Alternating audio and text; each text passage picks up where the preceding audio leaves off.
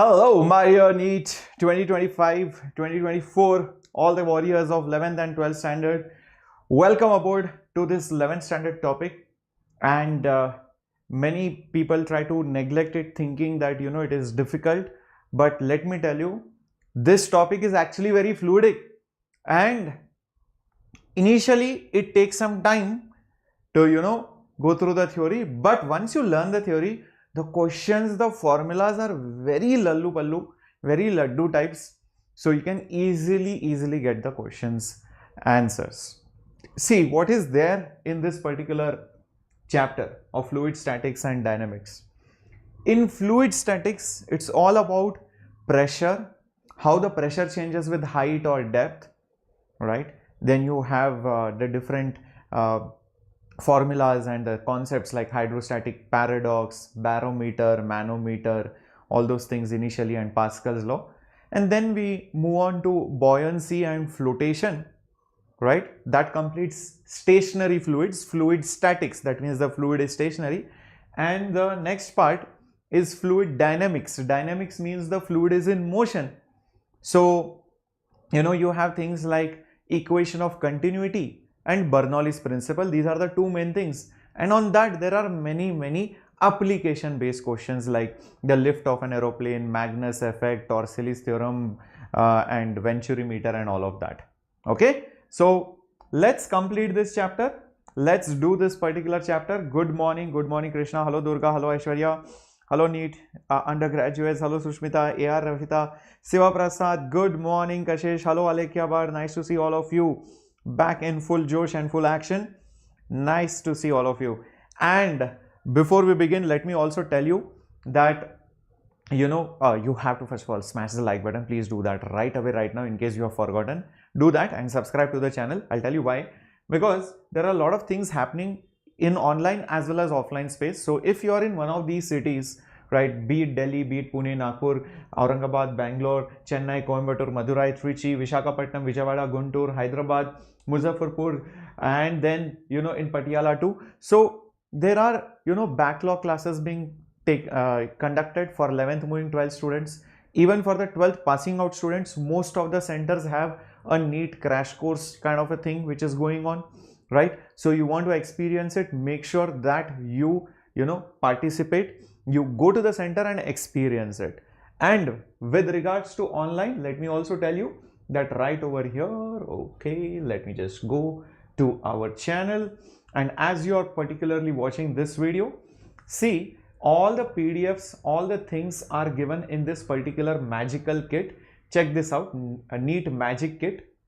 Okay, so you can just enter your email ID or your login credentials and you will get a magical kit which has all the PDFs, all the lectures arranged systematically. You don't have to scramble through the playlist and all of it, right? So all these things are there in this magical kit and treasure box. You can see all the lectures, the notes, be it for CBSE, be it for NEET, be it PYQs, subject wise, year wise, topic wise, everything has been arranged very beautifully in this magical kit and treasure box. So the links are there in the description box below, and like I said, if you want to visit our offline center, that link is also there over here. You can book a visit or you can also download the brochure and see what are the facilities, but I feel that the best experience happens at the center. So go and experience it, because I had a lot of fun interacting and students had more fun actually in these offline centers as well. So you have both the options available for all of you, right? So let's begin with the lecture,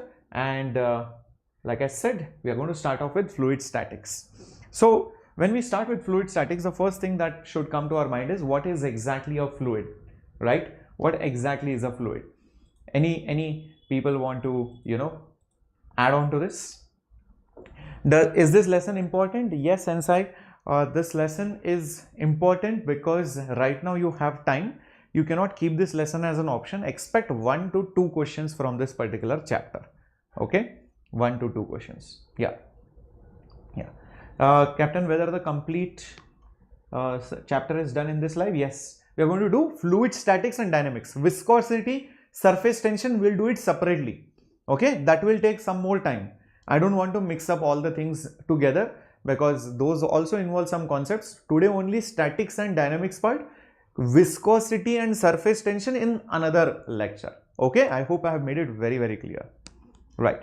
Substance that can flow, yes. So the properties of a fluid are basically something like which can flow easily, It can basically take the shape of the container, Then you also say that the molecular interaction is less than solids,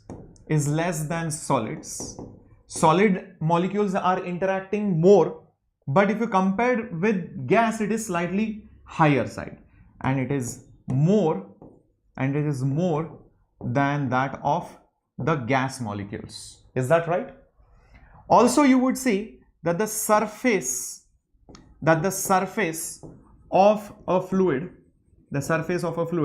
is perpendicular, or rather is horizontal. If you fill water in a bucket, you will see the surface is horizontal. If you notice that the horizontal is actually perpendicular to the gravity. Gravity is down, the surface of the liquid is horizontal. So I can say is horizontal or basically perpendicular to the gravity. In fact, this last property gives us very interesting problems. And what is that property? I will repeat over here. The surface of a fluid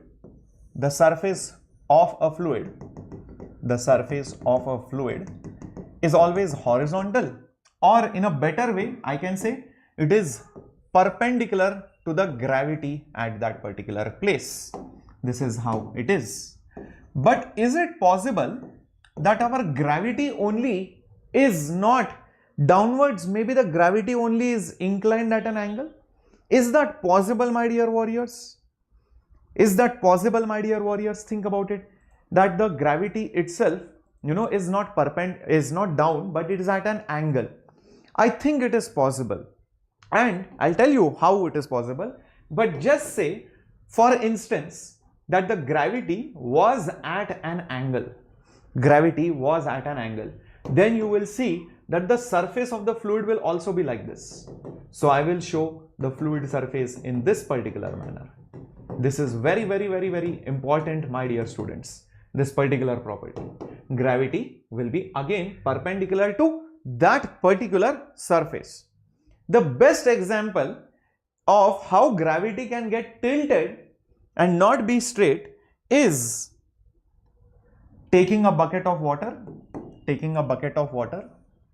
Imagine Pandu is running to the bathroom and the hot water is somewhere, the bathroom is somewhere. The Pandu is taking that bucket and running towards the bathroom, and Pandu is accelerating also. Now the moment you accelerate and you sit in the bucket frame, all right, the container frame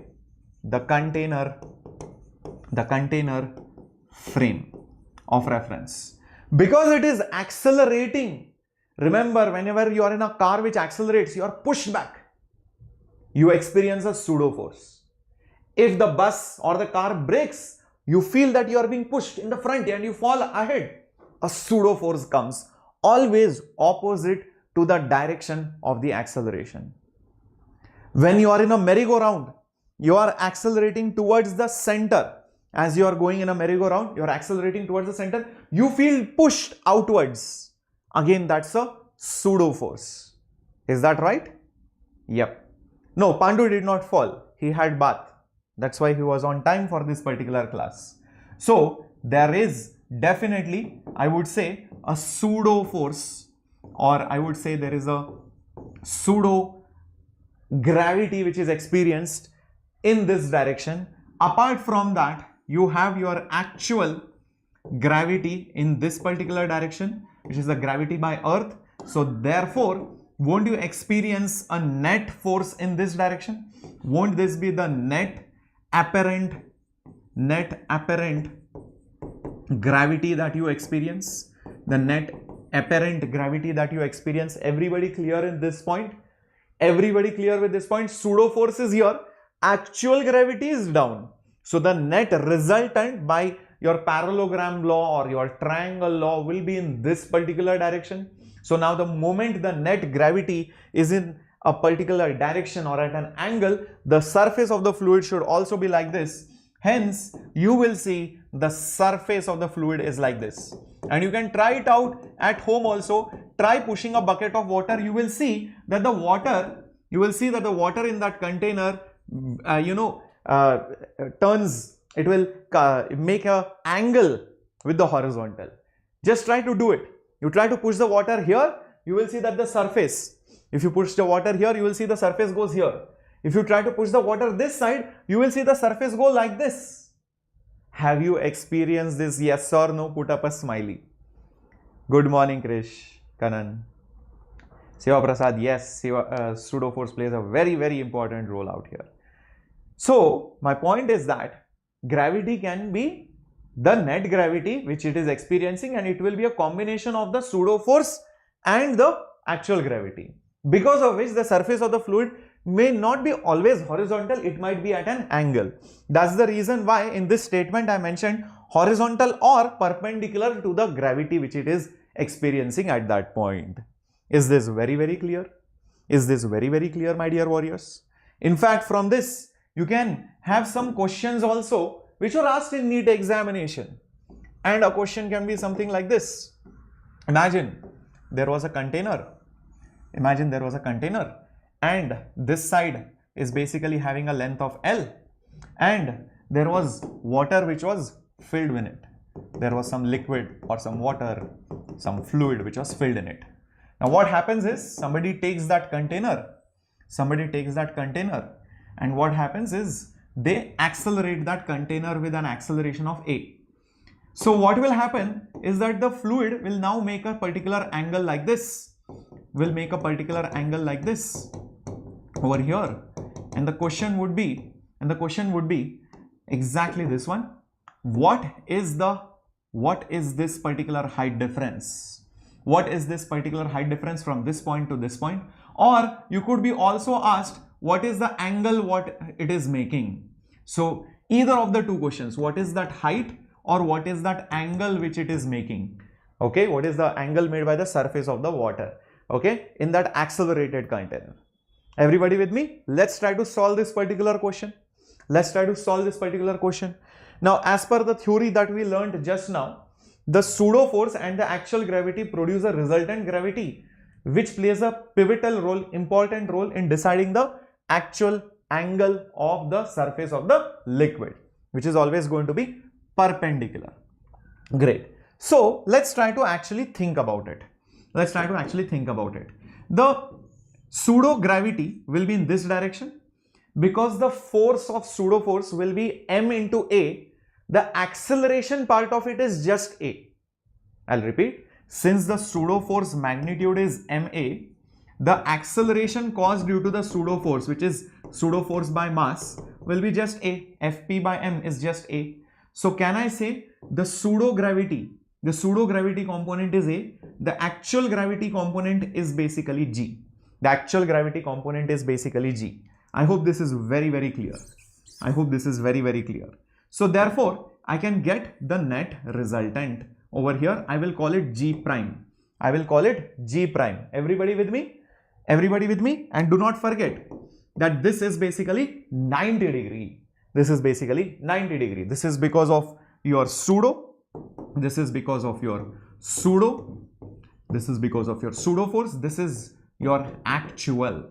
This is basically your actual. And this is your net gravity. Okay, perfect. Now all you need to draw is a perpendicular line like this. Which is the surface of the liquid itself. And this is going to be perpendicular this way, or you can just show the perpendicular like this. Is that right, everyone? Okay. Now, can you see the angle that I want to measure is the angle made by the surface with the horizontal. Angle made by the surface with the horizontal, that means technically I want to measure this particular angle. Technically I want to measure this particular angle theta. If this is theta, can you guess how much will this be? Can you guess how much will this be, my dear warriors? Because I want to measure this theta, the surface with the horizontal. Remember, this is horizontal, that is the liquid surface. So what is that? If this is theta, what is that angle which I have marked? Obviously, because total angle is 90, this will be 90 minus theta. Everybody agrees with this? This will be 90 minus theta. If this is 90 minus theta, can you guess how much will this angle be? Can you guess how much will this angle be, my dear warriors? Yes, come on. Think. This orange line and this orange line is totally 90. This is 90 minus theta. So will this not be theta? Because this angle plus this angle will give you 90. 90 minus theta plus theta will be 90, which is the total angle between the two orange lines out here. Oh, so now I just need to figure out the angle between G prime and G, and I think I can do that very easily like this. If this is G prime, then if this is basically G, I shift that A over here. You can see that A will just come over here, and I can see this would be basically theta. This would be basically theta. I've just shifted that A over here. This G and this G prime is as it is. So can you see over here? I can immediately write tan theta. Tan theta is A by G, or rather theta is nothing but tan inverse of A by G. That is the answer. That is the angle made over here. That is the first step of the problem. Exactly. How many of you understood this? This was usually a supposedly difficult problem for many students, but actually it is very simple if you use little bit of drawing the lines, little bit of geometry. That's all. If your diagrams are clear, visualization is clear. Many students say, sir, I'm not able to visualize. You don't have to really think and visualize that way, the way you are thinking. You have to draw. When you draw properly, your diagrams are crisp and clear. Automatically, things also end up being in a very systematic way. That's why I show the diagrams every time whenever you need some visualization. Now, that is not the only part. The other part of the question is finding the height. So that part also we can do. I'll tell you how. See, this is the surface of the fluid. This is the surface of the fluid. I have to measure this particular height h, and the base, this base, look at it, this particular base is nothing but L. This particular base is nothing but L, and I already know this is basically theta. This is basically theta. So guys, won't tan of theta be also opposite by adjacent? Won't it be opposite by adjacent? So h by L is tan theta, which is also A by G. Therefore, what will h be? Take L on the top, it will become A into L divided by G. A into L divided by G. So I found out that answer as well. We got it. H is AL by G. So it's all about drawing the diagrams. It's all about drawing these particular diagrams.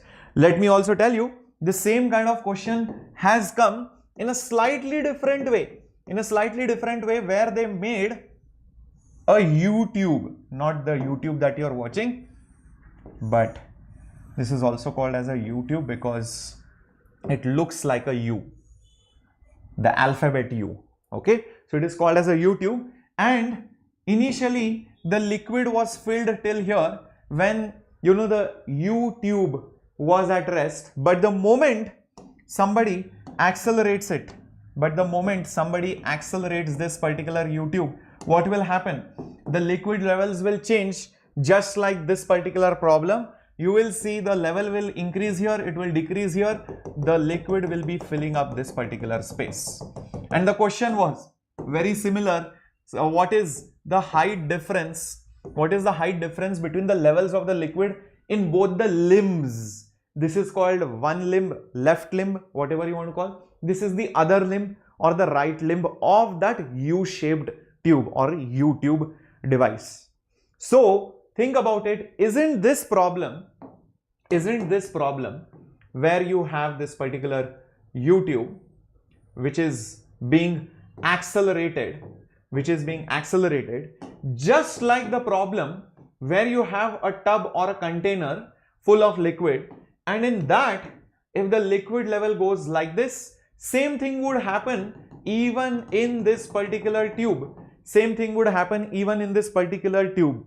So all you have to do is just think of this problem, just that the boundary wall of that container is like the boundary of this U-tube. So it is exactly going to behave identical just like the previous problem, and one would easily say, wait a minute, this level of liquid will go down like that. This is the height difference between the two ends of that container. So directly I can say H is AL by G. H is AL divided by G. That is the height difference between the levels of the liquid in both the limbs. Got it, my dear warriors? Can we draw the container very thin? Yes, you can think of it as if it's a thin walled container and the liquid is only there on the periphery or on the boundary. The inside part does not even matter whether it is there or not there. If the inside part is there, then on those parts also you will see the liquid going up till that particular level. I hope this is clear. In fact, I can extend this so much and I can say that forget U-tube. I have something like this W-tube. Shreyas sir, Captain Shreyas sir launched his own, not channel, competitor to YouTube. This is called a W-tube. What is this? W-tube. Because it looks like a W, everybody. So if you accelerate this, you know what will happen? In this limb it will be the highest, then it will be slightly lower, and this will be the lowest. If you draw a line connecting these points, it will look something like this. Let me draw it properly over here. It will look something like this. This is how it will look like. Understood, everyone? So in a W tube, the level of the liquid will be different in all the limbs. This one will be the highest, this will be medium, this will be the lowest. That's how it will work. It behaves like a one big container. You can have many limbs in between, it doesn't matter. At every limb, the liquid will go only till that height had there been water in a big container. So imagine a big container with liquid. Where would the water rise to? Till exactly that height, you will see the liquid going up. Yeah. So that is how it is. I hope this is very, very clear.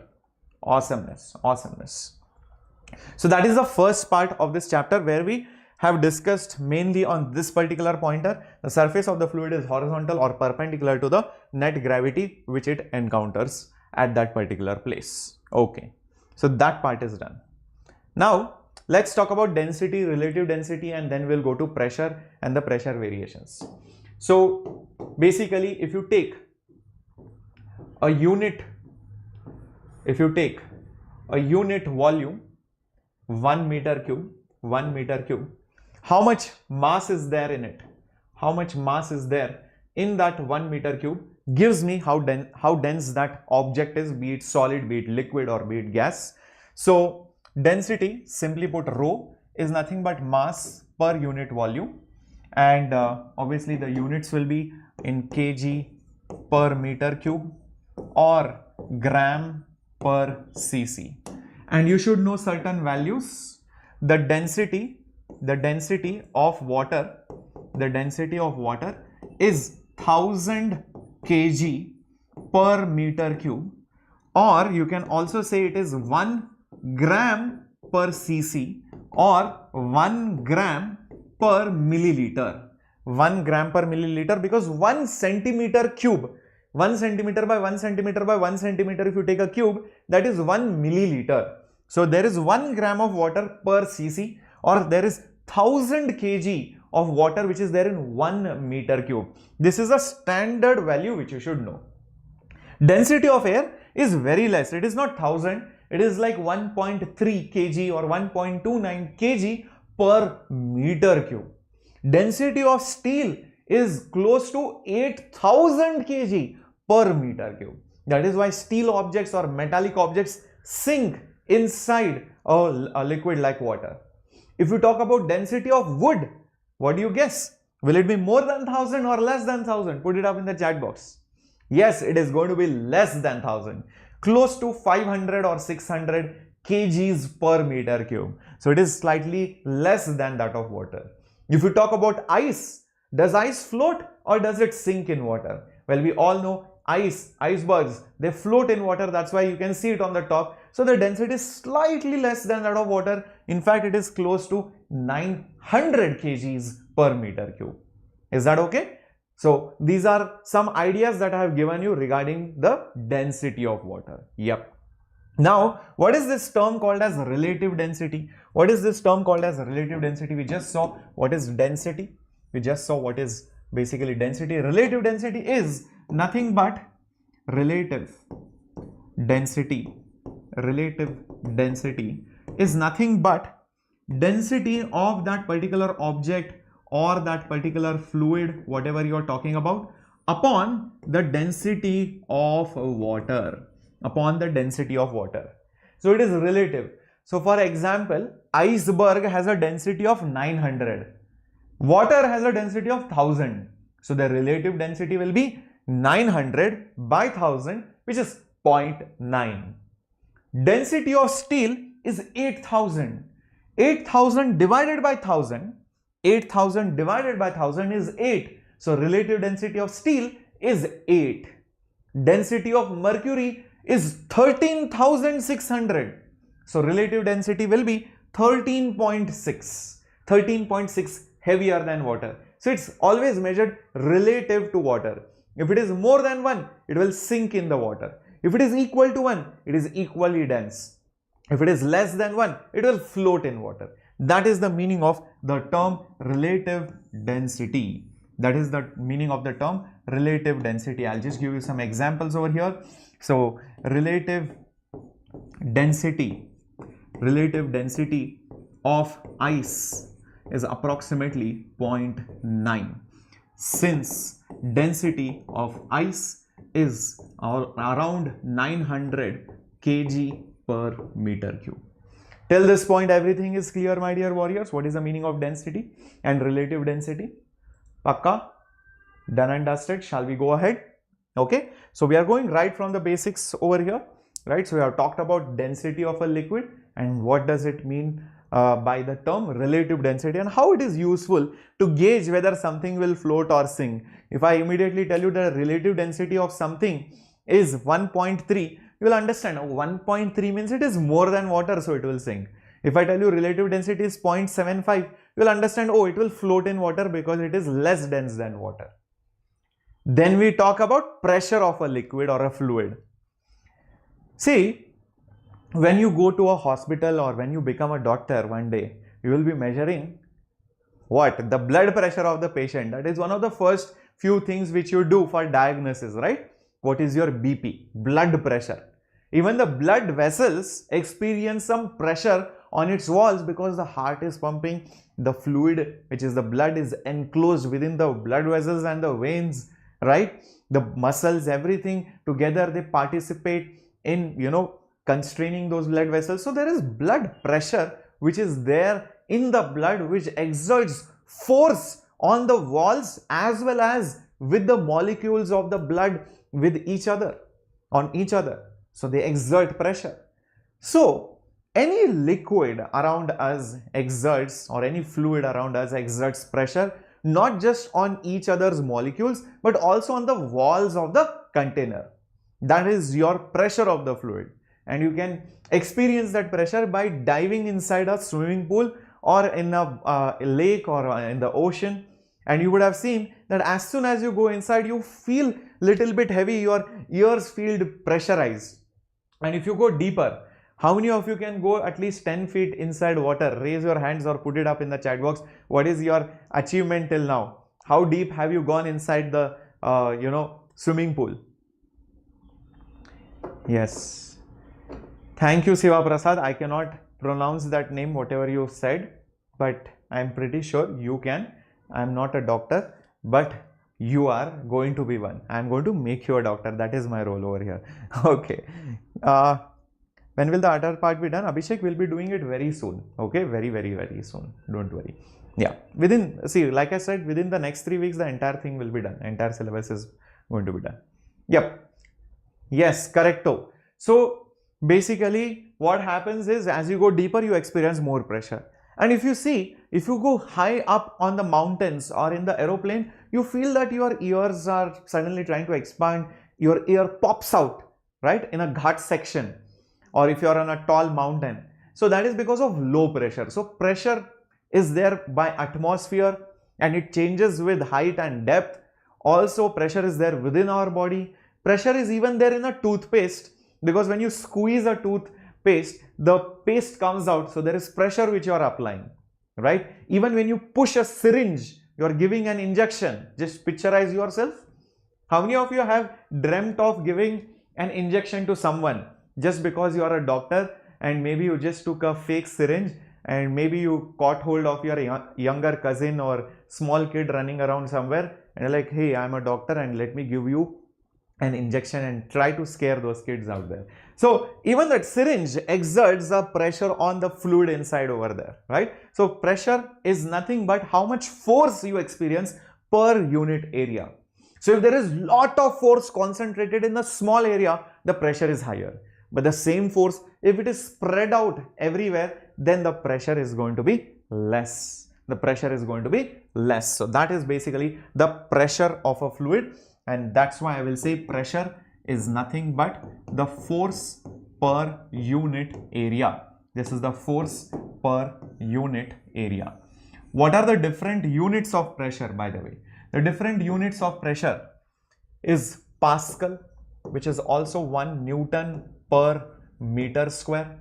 You also have bar, atmospheric pressure, right? 1 atmospheric pressure is roughly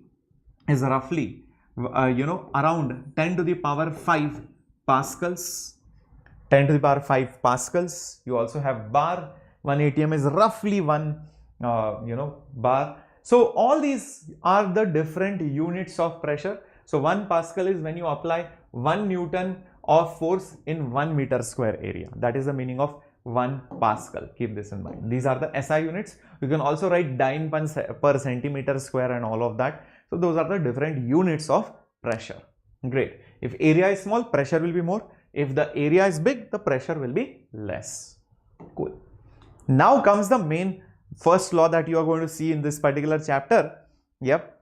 Pavish, we are now calling it the, your final over, because in a cricket match, what happens? You start the match, you pick up the mood, and then the game becomes very intense in the end, right? So this is the final over of this long test series or long World Cup, whatever you want to call it. So yes, we are going to do all the remaining topics and we are trying to complete as much as possible in the next few weeks, right? Cool. So what is the Pascal's law? Pascal's law says that whenever you try to change the pressure at any point, you're trying to change the pressure, you're applying some force, relieving some force in a confined, incompressible fluid. Confined means what? The fluid is enclosed. The liquid can't leak out. There is no hole, there is no crack in that device. Nobody can add or remove the liquid. Incompressible means what? The fluid's density remains the same. If you press it, it's not like the fluid becomes more dense into a solid or something. Or if you expand it, maybe it becomes into gas. No. It is maintaining its density. That is the meaning of incompressible. So basically the density is constant. Confined means it is completely closed. Completely closed. It is transmitted throughout the fluid such that the pressure changes occur everywhere. This was established by a French mathematician Blaise Pascal in 1653. That's a long time back. Crazy amount of time back. So you change the pressure, like look at this particular tube, you press this cork. This is completely confined. Yes, it is confined. Is the fluid incompressible? Yes, some water is there, or some mercury is there, or some alcohol is there, or some fluid is there. It's confined and it is incompressible. If you press this upper part, then the liquid has nowhere to go. So the pressure will increase here. But will that increase in the pressure stay here? No. That increase in the pressure will go everywhere. Even the tube will feel that pressure. If some fool tries to press this too much, then it's not that the pressure will only increase here, that pressure will go everywhere. And if it is beyond the capacity of the glass tube will break. You will see the tube will burst, right? If you use a toothpaste every day in the morning, I hope everybody brush their teeth. What will happen? If you press the tube at one end, do you see the other end of the tube bulging out? Have you seen that? Have you seen that, everyone? Let me bring a toothpaste for all of you. Let me bring a toothpaste for all of you.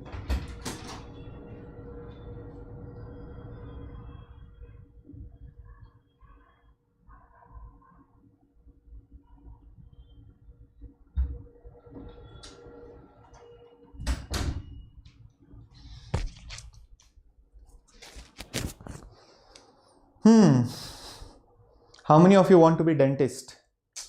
How many of you want to be dentist? If I squeeze over here, do you see it is bulging out? I don't know whether you can see it.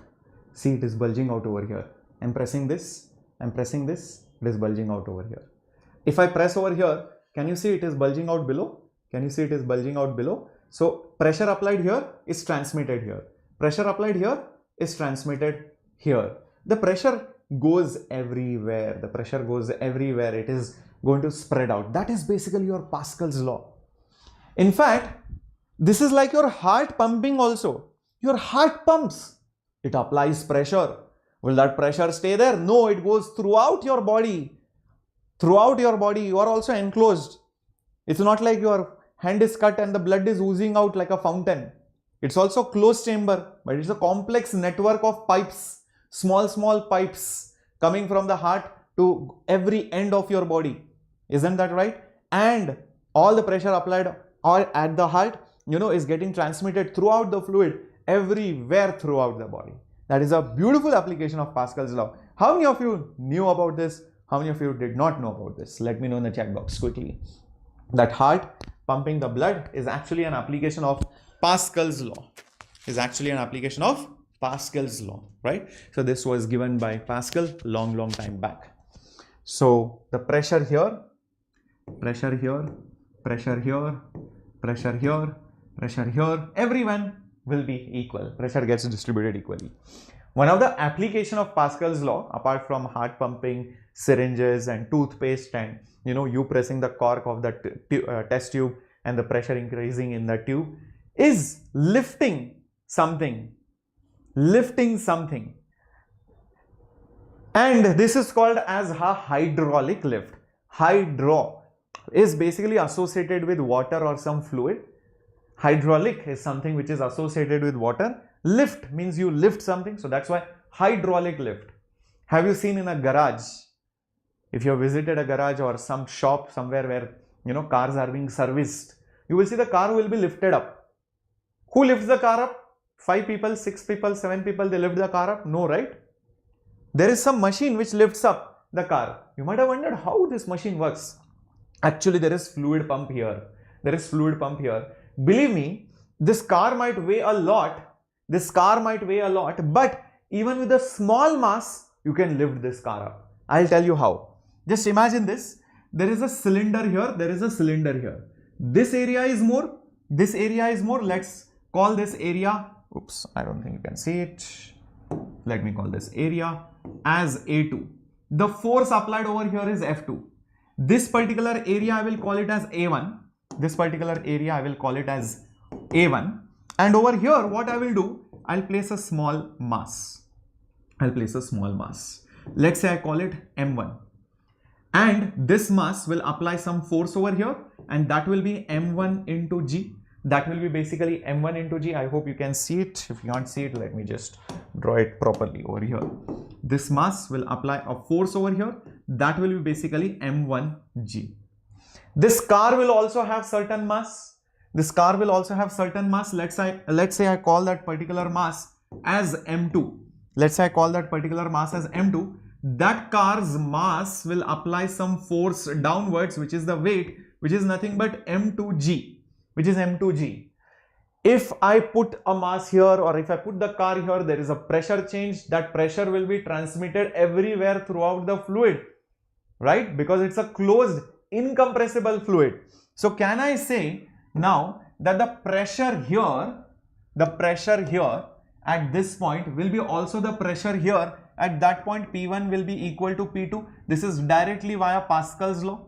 This is directly via Pascal's law. Any pressure change here is going there, and it equalizes the pressure everywhere. Isn't that right? Thank you. Welcome, welcome Krishna. Welcome Krishna. Yes, that's the whole point, to make you visualize physics. So the pressures will be equal everywhere. So what is pressure? It is the force per unit area. Do you see on this guy, on this part, the pressure will be because of this m1g force on this area. So can I not say it is nothing but m1g divided by a1? m1g divided by a1. And what is the pressure here? This m2g divided by this area. So it will be nothing but m2g divided by that particular area A2. Okay. So g got cancelled. What will I get? m1 by m2. m2 bring it down is a1 by a2. Is a1 by a2. Now think about it. Who is more, a1 or a2? Obviously a2 is more, a1 is less. a2 is more, a1 is less. Is that right? a2 is basically more and a1 is basically less. That means this ratio is 100% less than 1, because numerator is less, denominator is more. So same thing will happen over here. This m2 will be more and m1 will be less. That's crazy. Imagine you have a big SUV, maybe Fortuner or Safari or Endeavour. Big SUV is there, big car is there. You take a very small mass, maybe you take a rice bag, 5 kg rice bag, and you put it here, that car will go up. You will be astonished how this works. But that is physics for you. A small kid can also stand over here, provided this ratio is maintained, m1 by m2 is equal to a1 by a2, that entire car will be lifted up because of Pascal's law, because pressure will be equalized everywhere. Isn't that fascinating? Isn't that fascinating?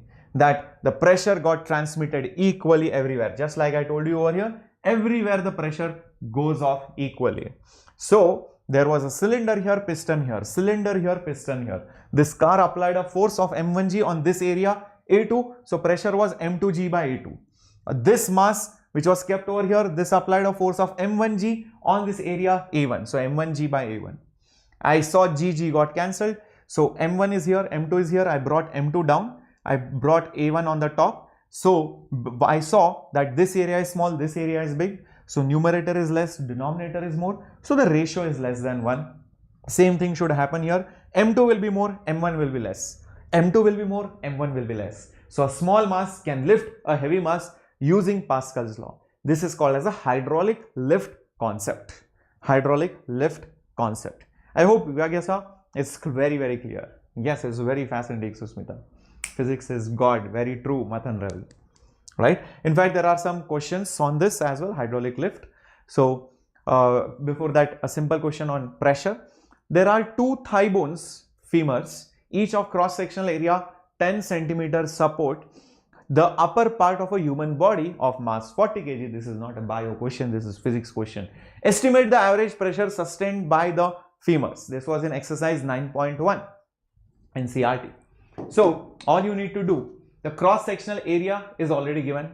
There are 2 thigh bones, each of this support the upper part of a human body of 40 kg mass. So do I know the force? Do I know the area? I think from that I can find the pressure.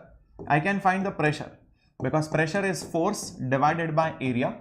The force is 40 into gravity. 40 into gravity. Area is 10 centimeter square, so convert it into meter square. So 10 into 10 to the power, 10 into 10 to the power minus 4. This will be meter square. This G is going to be nothing but 9.8, or you can put it as 10. So this will be in Newton. But there is a small catch over here, and you will see that probably in this particular solution, you have to make sure that you have to convert this area into 2. Because there are 2 thigh bones. You have to consider that there are 2 thigh bones. So many people miss this part too. So understand one thigh bone has an area of 10 centimeter square. There is another thigh bone. You have two legs, right? So total area that will be considered will be not just 10. So that will be 2 into 10. That will be 2 into 10 because that 40 kg of force, 40 g of force is going and getting distributed on both the legs. So many people miss that particular part. So now you can get the answer for this. Is that very clear? Yes. 40 into 10. Yep. And there we go. So 40 kg weight, 400 Newton and 2 into 10 centimeter square. So 20 into 10 to the power minus 4. You will get the answer as 2 into 10 to the power 5. How many of you got 2 into 10 to the power 5? Very good, Krishna. Yes, Alekia. Very good. So I hope you understood why that 2 played a very important role. 4 by 2 is 2 and this 0 went. This will go on the top. It will become 10 to the power 5. This will become Pascal, or you can also use Newton per meter square. One and the same thing. So that is the pressure experienced by the femurs. Pressure experienced by the femurs. Alright, that is your thigh bone, I guess. Okay, moving on to the next question. There are two syringes. Of different cross section without needles, filled with water and are connected with tightly fitted rubber tube with water. Diameters of the smaller and the larger piston are given. Find the force on the largest piston when a force of 10 Newton is applied on the smaller one. If the smaller piston is pushed by this much, how much does the larger piston move out by? It's a very interesting problem. I am pretty sure many of you would have played with syringes like this. You take a syringe like this. Over here, you connect it with a tube to another syringe, maybe bigger or smaller, like this.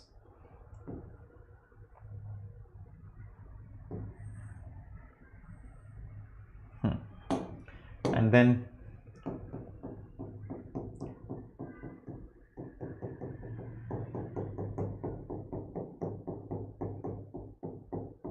okay, this is how it looks like.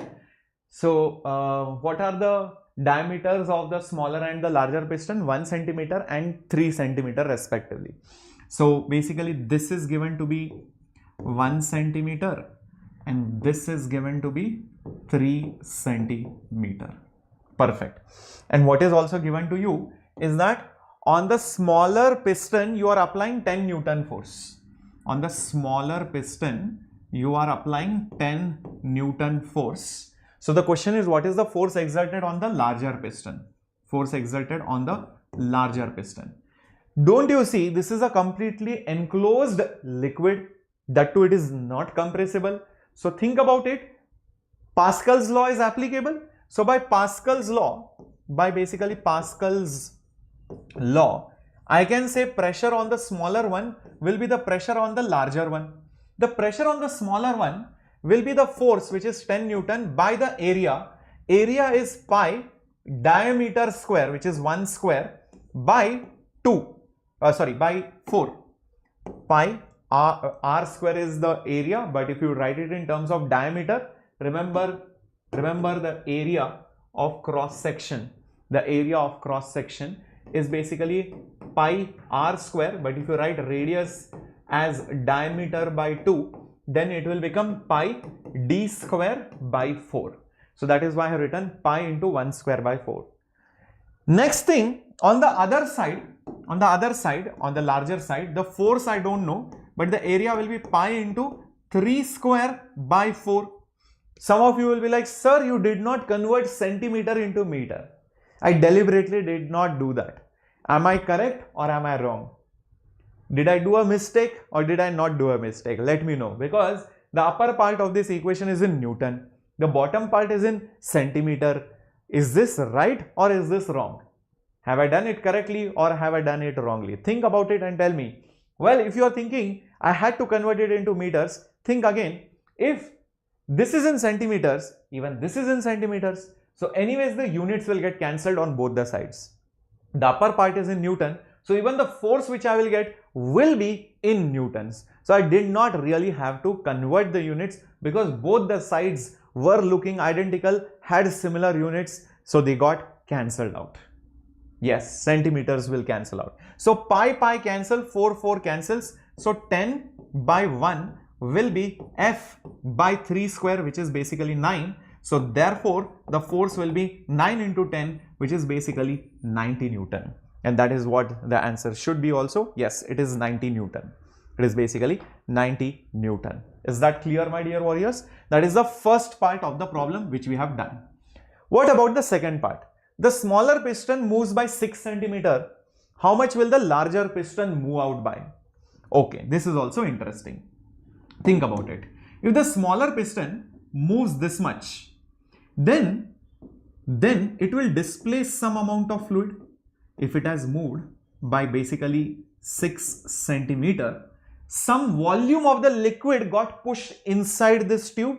That same volume should come out over here. So this piston will come over here. That same volume will fill up on this part. Everybody agrees with this, because that liquid can't leak out anywhere, right? It cannot get stored anywhere. So this much liquid went in, this much liquid will come out, and that liquid will push the piston by some amount. Let's say it pushes it by some amount of X. X is the amount by which the larger piston moves. So the volume here and the volume there should be equal. Can I say that volume 1 will be equal to volume 2 by conservation of volume. Conservation of volume. What is the volume of this part? What is the volume of this part? It is the area into the length. It is like a cylinder, right? It's like a cylinder. So the area is basically pi into 1 square by 4 into the distance, which is basically 6. Pi d square by 4 is the area, into 6 will be the height of the cylinder or the length of the cylinder. That will give me the volume here. Same way over there, it will be pi into 3 square by 4 into basically x. Pi, 4 will cancel. So therefore you are just left with 6 is equal to 9 into x. 6 is equal to 9 into x. So x will be 6 by 9, which is nothing but 2/3 of a centimeter. Which is nothing but 2/3 of a centimeter, which is 0.67 centimeter. Is that very, very clear? That is the amount by which it will move. Yep. I hope this is absolutely clear in your head. So this is a NCERT question, but believe me, this can come in NEET exam, because you know what NEET examiners do, what NEET paper setters will do. You have seen this happen before in the previous year papers. Directly they have repeated the papers from the NCERT by changing some values, or sometimes even without changing the values. So this is a very good question. All right, I hope everybody understood this. Now similar question I think is also there here. It's there in exercise 9.6. A car lift compressed air exerts a force F1 on the small one having radius this one. Pressure is transmitted to the second piston of radius this much. Mass of the car to be lifted is this much kg. Calculate the force. What is the pressure necessary to accomplish this task? Isn't this question very similar to this one? Very similar to this question as well as this particular question. It's exactly this. Where did it go? Here. Exactly similar to this hydraulic lift. So all you need to do, I'm just going to give you the hint over here. We'll not solve it completely now. Same. It's the concept of hydraulic lift. Hydraulic lift, my dear warriors. So you're just going to say F1 by A1 will be F2 by A2, because the radius is given or the masses are given. So you can just write it as F1 by pi R1 square is equal to F2 by pi R2 square. Solving this, you can get anything. And if you want the pressure, this force by area is going to be the pressure value. So use this concept, you will be able to do it. Will you be able to complete this particular task at home?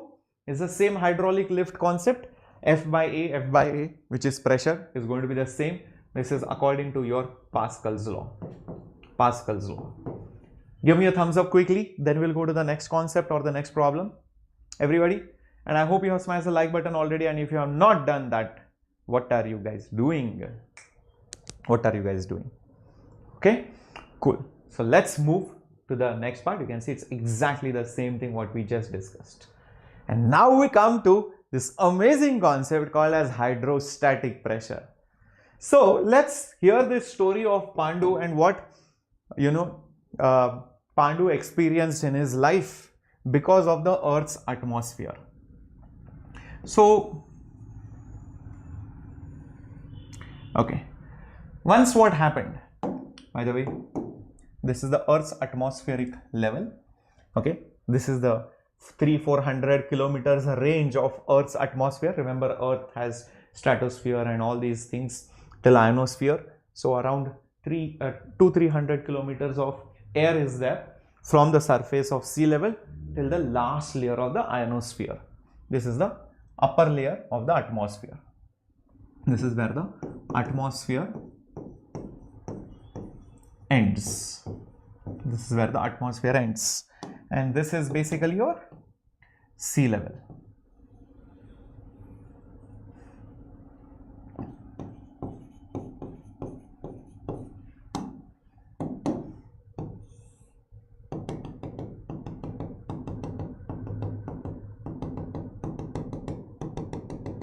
Okay. Now what happened is Pandu was here. Pandu was here. Let me draw a beautiful Pandu out here. This is your Pandu. Okay.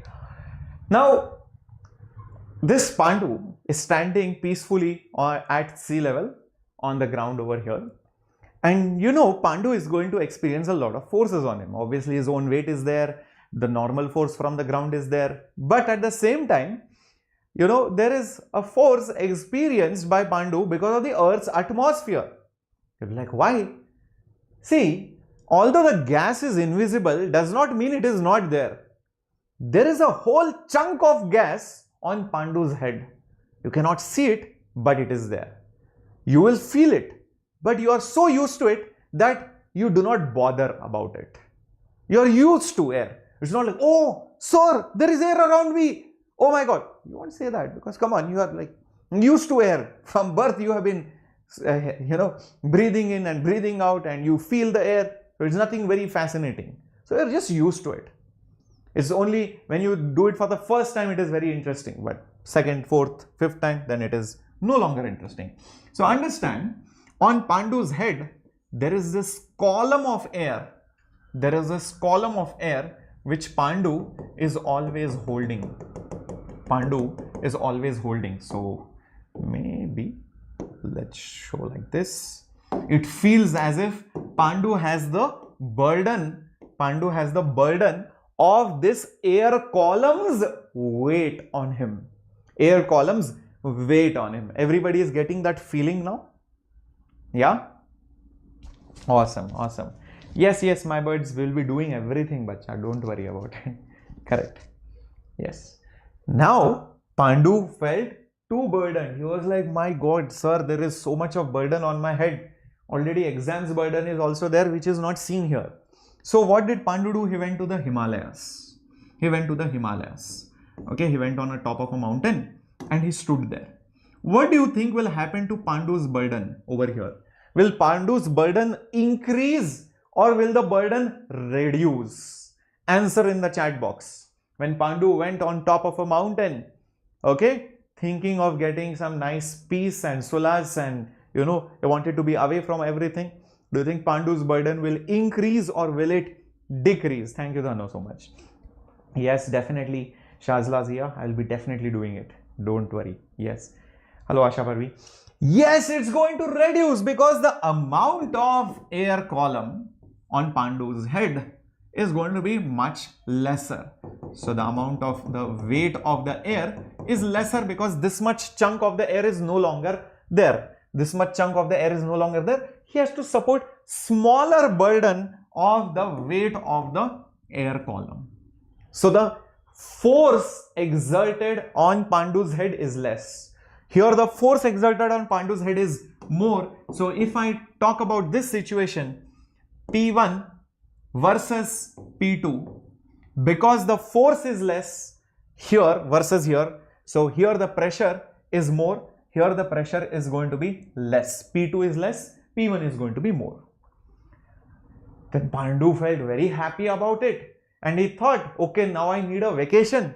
He went down straight away to Goa and he went inside the ocean for deep sea diving. So now Pandu has gone inside the ocean like this. So let me draw the new Pandu over here. He's gone inside, he's exploring the ocean, he's exploring the fishes, he's seeing all the beautiful aquatic world. He's inside the ocean. He's on the floor of that lake or that ocean or that swimming pool, whatever it is. Now, what do you think will happen at this particular point? Not only the burden of this air column be there, not only the burden of this air column be there, this air column's burden is 100% going to be there, but at the same time, even the burden of the liquid which is there, the ocean water which is there, the swimming pool water be there, that will also come. Papa Pandu this is Papa Pandu, because the Pandu is going to experience a lot of pressure on his head. So 100% P3 will be higher. P3 will be even higher than P1. Agree or disagree? Lot of burden. Very good. Now comes the real interesting part. Some of you might have thought about it. Sir, Papa Pandu sir, I know a way sir on how Pandu can get rid of this burden. So you know what they thought? They thought, sir, we will construct a shed for Pandu. Let's construct a shed for Pandu, guys. Let's make a shed for Pandu over here. And you all constructed, pulled in a lot of money. Wait a minute. And you constructed a shed like this. Okay, think of it. Say, all right. Constructed a shed for Pandu. Like, sir, Pavam Pandu, sir, let him stand under this shed. So you make this particular Pandu stand inside this shed. Now, at this particular point, the pressure will be more than P1, equal to P1, or less than P1. Answer it in the chat box. Answer it in the chat box. Navya, I yesterday had given a schedule. Please check that out. Number 2, on the Telegram channel, which is present, the link is present in the description box. The entire schedule will be given. Till 12th of March I have given. I will post up again after 12th March. And also on the YouTube community, the entire schedule with the timings and the topics of the teachers, everything has been also posted. Either check on community or on the Telegram, or also you can check the upcoming classes in the live feed. So all the options are there with you. Okay. Yesterday's session also I have given. Okay. So Krishna saying same pressure. Siva Prasad also saying same pressure. Sushmita also saying same pressure. Yep. Don't worry GKH, for now concentrate on this class. You have to forget, let go of everything, concentrate on the target ahead of you. You don't have to worry about boards. Or if you think of it like that, you will never be able to concentrate and learn. So concentrate on the syllabus. Definitely I'll come up with motivation for all of you. All right. Yes, the pressure is going to be the same. A lot of people think that no sir, less amount of air column is there. But that is not true. What happens is, even though there is less amount of air column for this particular Pandu, just imagine the pressure here was less, the pressure here was more. They both are at the same level, right? They both are at the same level, right? What will happen? Pressure, or sorry, any liquid or gas will flow from which pressure to which pressure? Low to high or high to low? High pressure is there, low pressure is there. Where will the liquid or the gas flow? Obviously from high pressure to low pressure. So if the pressure was high here and if the pressure was low here, immediately the pressure will nullify each other and you will see that the pressure would have been already equalized. In fact, the moment you had built the shed, the air molecules would have gone into this and they would have equalized the pressure. So if you are thinking the pressure at point number 4 is going to be less, no, indirectly the air molecules or the fluid molecules have gone and equalize the pressure at that particular point. So if you talk about the pressure variations here, P1 will be equal to P4, irrespective of whether you are standing below it or above it, doesn't matter. As long as the heights are same, it will be the same. P2 will be slightly less. So this will be more than basically your P2, and P3 will be the highest. So these two will be moderate. So P3 will be the highest. So this is how the variations in the pressures look like when you go up or down inside a liquid, or even when you're standing, below certain surface. Is that clear, everyone? Thank you, GKH. Yes, perfect. Another common misconception which students have is this. Sir, when this Pandu is standing, sir, this is his hands, let's say. Will the pressure be only on Pandu's head? What do you guys say? Will his hands from the bottom, from below, will he not experience pressure? The answer is he will. That Pandu will experience. No matter what you do, you will always see the pressure will be exerting on all the surfaces. On all the surfaces. Everywhere you will see the pressure will be exerting the force. Will be exerting the force like this. And the force on a surface due to a fluid is always going to be perpendicular to the surface. Is always going to be perpendicular to the surface. Very, very important. Everywhere you will see the arrow marks are changing the direction. That shows that the pressure is going to change the direction based on the surface. It's never going to be always down. It equalizes. Pressure is something which acts in all the directions. Remember, pressure does not act in one unique direction. It's a quantity which exerts in all the directions. You will experience it in every single direction. It depends on how you are orienting the surface. Yep. This topic is based on that mechanical properties of fluids, right? You would have seen. Okay. You will not see this chapter name called as fluid statics and dynamics.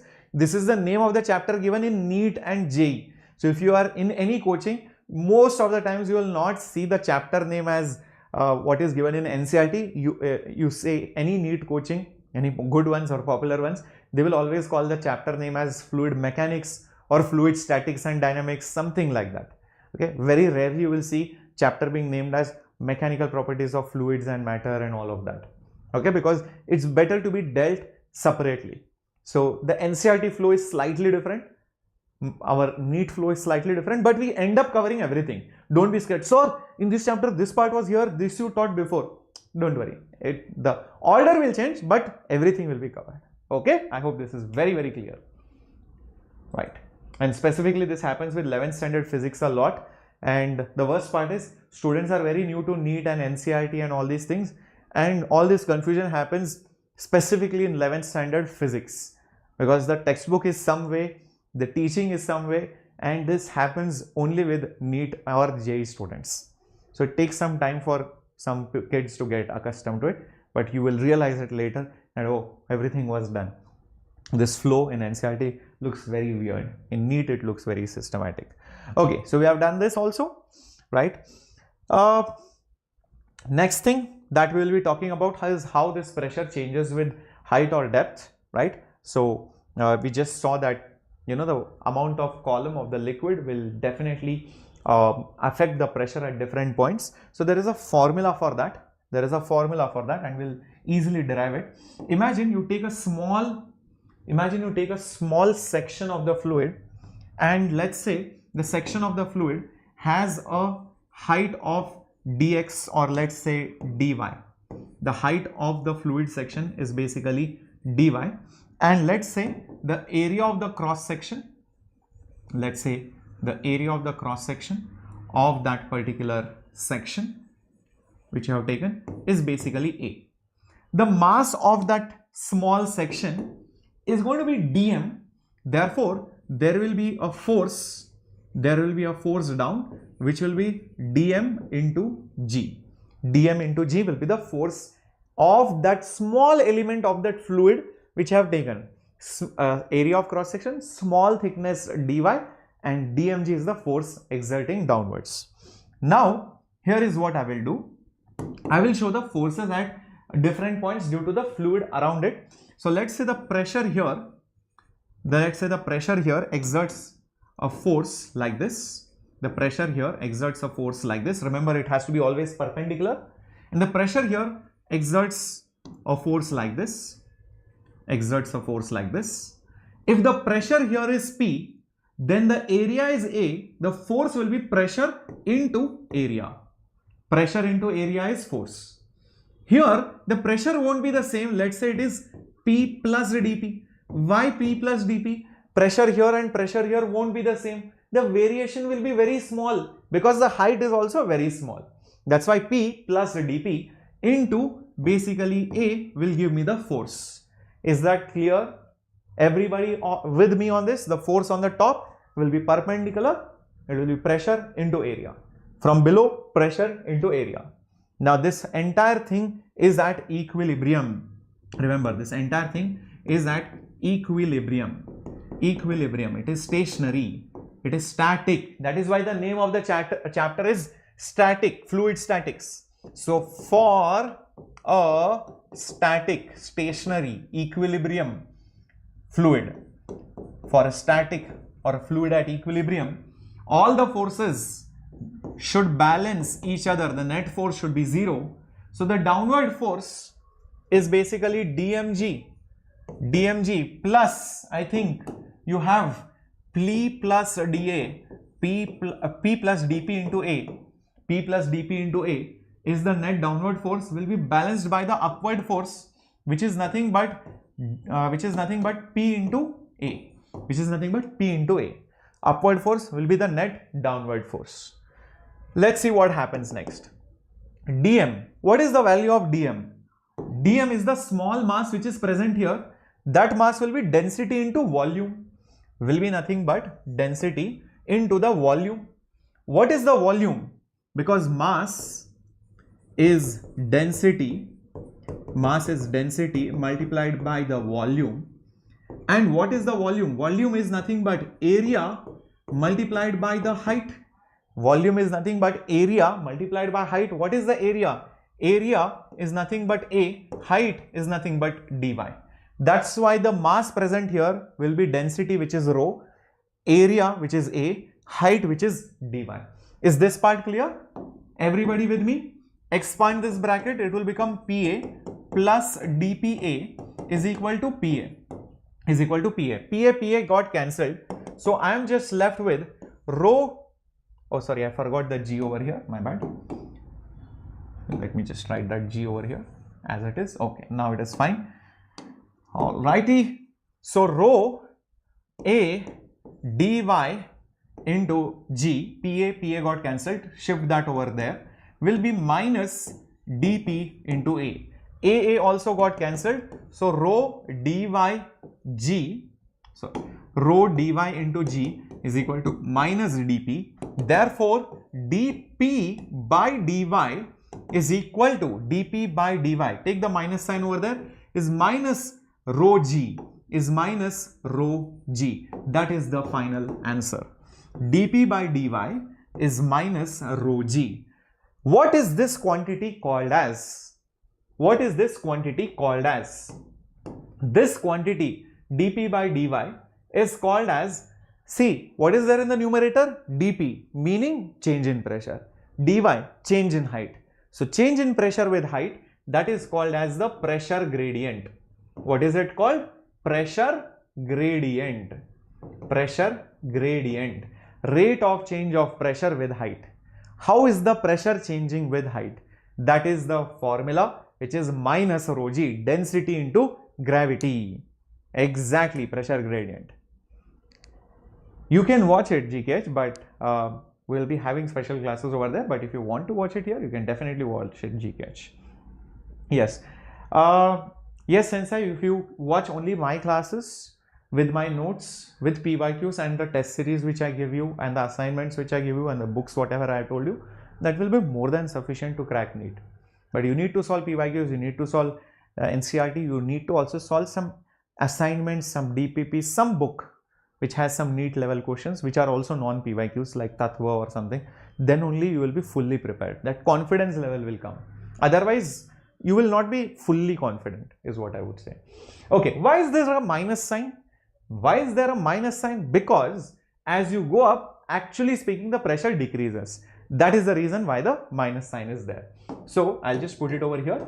The minus sign, the negative indicates that pressure decreases as height increases. That is why that minus sign is there. Otherwise, there was no reason for it. Okay.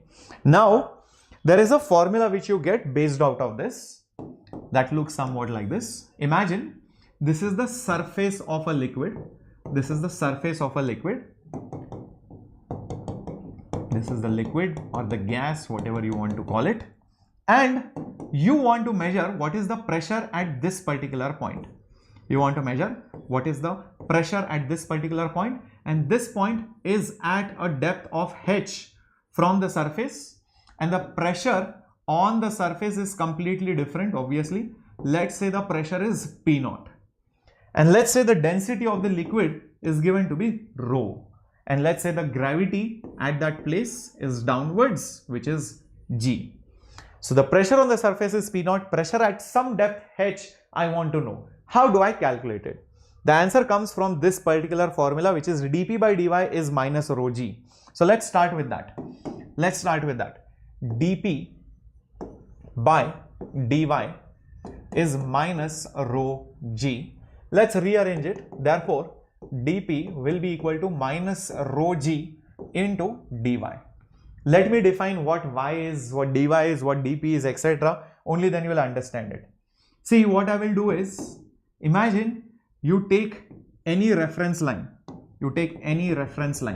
This is our reference line. From that, you take any point at some height y. If this is the y coordinate, then this will be a small change in the y coordinate. So that is basically dy. So you take a reference line, this will be the y coordinate, a small change will be basically dy. So how about taking this only as our reference line, and let's say you take this as your axis, this is your y-axis, this is your origin, this is basically your x-axis, something like that. So you go to any point here, that will have some y coordinate, and that small thickness that you see, will be basically dy. From here to here, the pressure changes by dP. That is what the meaning will be of y, dy and dP over here. So now think, if I look at this expression, I can see dP here, dy here. Maybe I can put integral here as well as over here.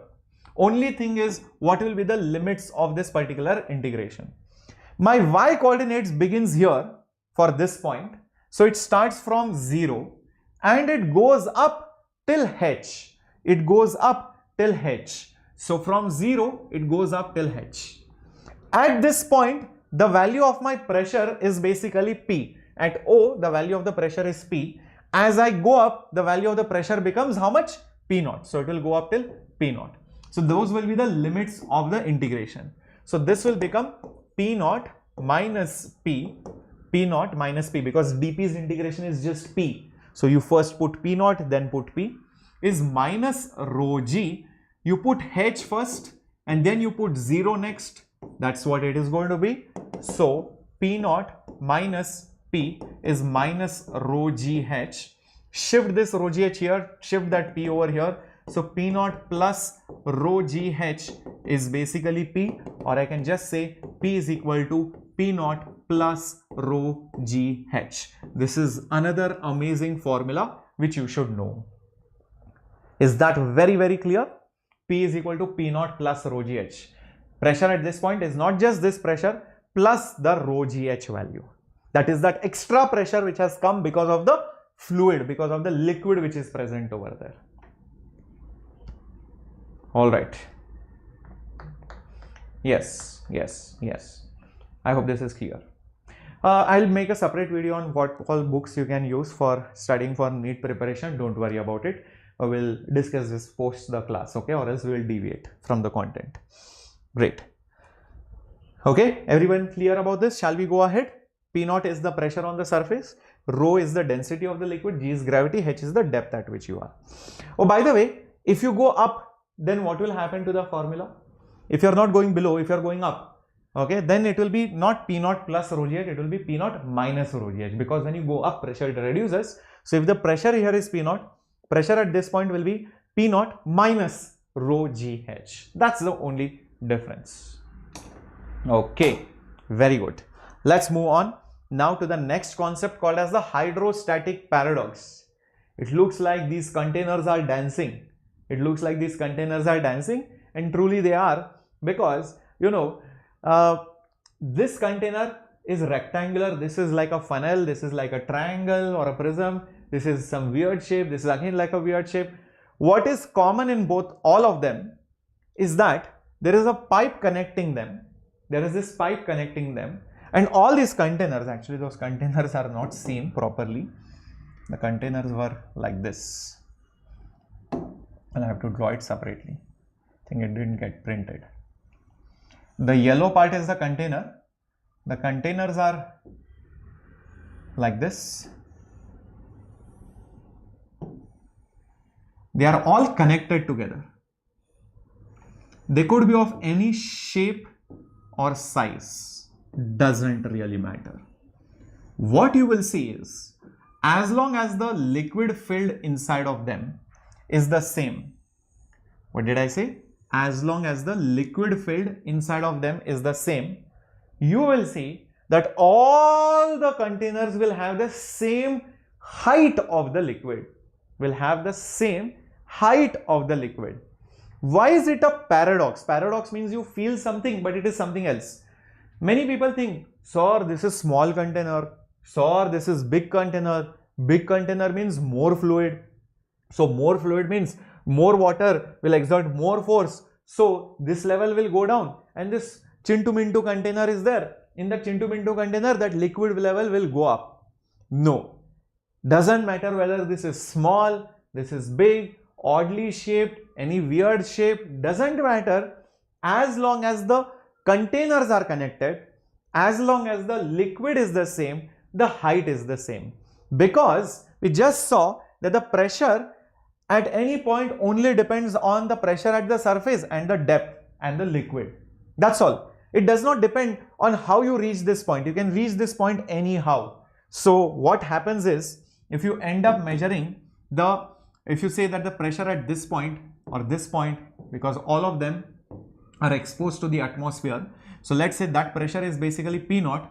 So if you go down over here and measure the pressure at this point, it will be P naught plus rho gh, which will be same for all, of them. Every point will have the same pressure. This point also same pressure, this point also same pressure, this point also same pressure. All these points will have the same pressure. Not just that, if you check out some other random point, let's say over here, this point, this point, this point, this point, this point, and this point. All these points will have the same different pressure, but it will not be equal to this or equal to this. All these levels will have the same pressure. So that's how hydrostatic paradox works. Right, everybody? What are the essential conditions? The containers are connected. Containers are connected. Sometimes they are also called as or commutating. Commutating means the liquid can commute. Commute means travel. So that's why commutating containers, meaning connected containers, because the liquid can travel. Second important part is the containers are connected. The shape and size does not matter. Shape and size doesn't matter. What happens is the level of the liquid is same. The level of the liquid is going to be the same for all of them. Very, very crucial. Is everybody understanding it? Shall we go ahead? right? Till now we have completed, what is the meaning of pressure, or how does the pressure change with depth, hydrostatic paradox also. Let's do some questions on these things. Two vessels are there, A and B, which have the same base area but are of different shapes. Taken twice the volume of water that of B requires to fill up a particular common height, then the correct statement among them is, two vessels have the same base area but are of different shapes.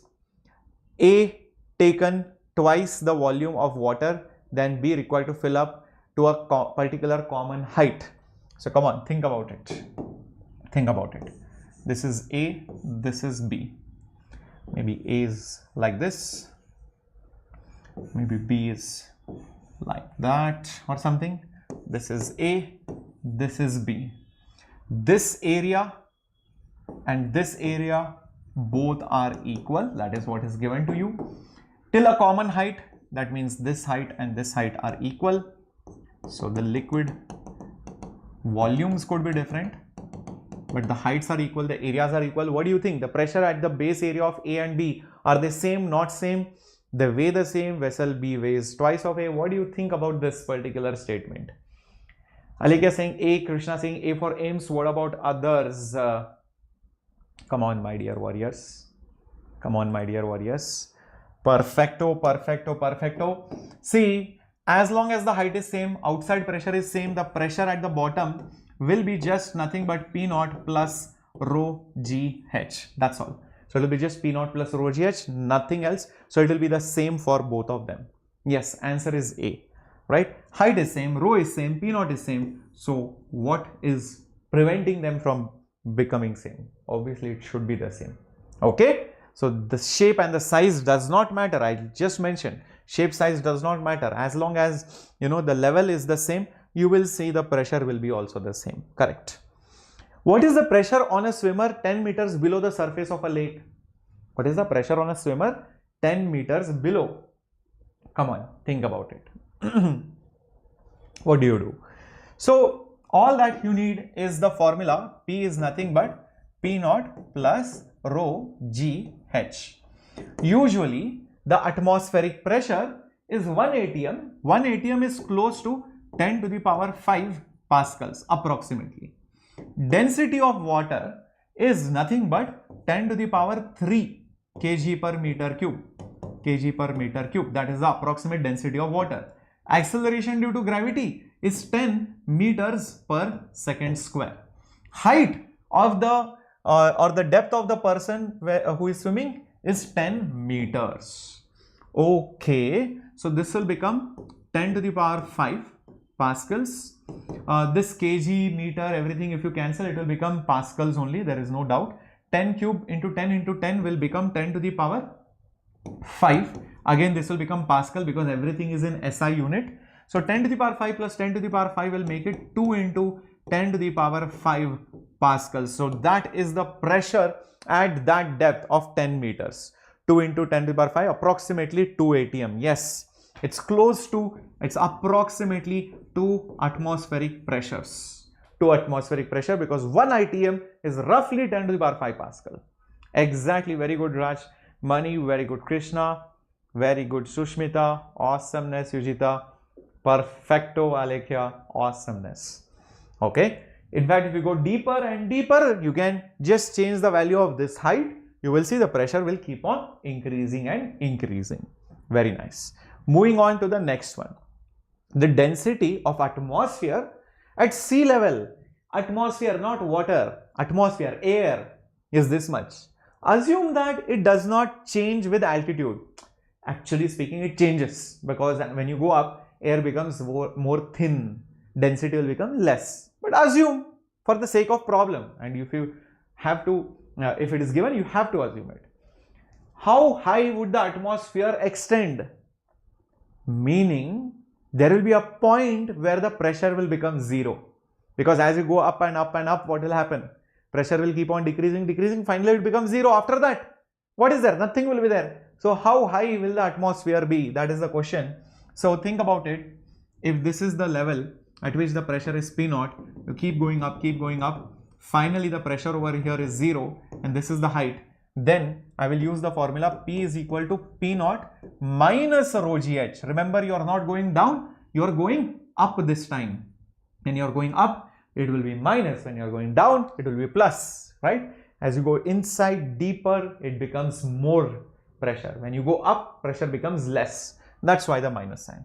This value is 0. So that will be P naught minus rho GH. So therefore, rho GH is equal to P naught. Therefore, H will be P naught by rho G. Oh, so P naught value, I'll take it roughly as 10 to the power 5 and density value 1.29, G value approximately 10. Solving this, you will get the height approximately as, just check this out, if you are getting it close to 8 kilometers. Wow, just 8 kilometers. Just 8 kilometers, which is the height of Mount Everest. So by the time you reach Mount Everest, all the air would have disappeared. But is that the case? No. Why? Because air's density is not constant. As you go up, it becomes thinner. That is the reason why the atmosphere takes a long time to go to zero pressure, and that is close to 300, 400 or 200 odd kilometers. So it is not 8 kilometers because the density is not constant. Wow, this is such an interesting problem. Okay, Pavish, long time back I had made those videos for the weekly test. I hope you had got enrolled in those victory mock tests and the I think there was one more mock test which I had released for free of cost. It was there for a brief amount of time. I hope you had enrolled in it. But if you are not right now, those test series are still available, but I think it is for 999 rupees or something. So you can still use those links. The test series are still available for 999. You have victory mock tests, you have other mock tests as well, which you can enroll into, or else you also have the NEET crash course where there is part syllabus tests and full syllabus mock tests. Is the new NEET crash course which has just started, on 4th of March.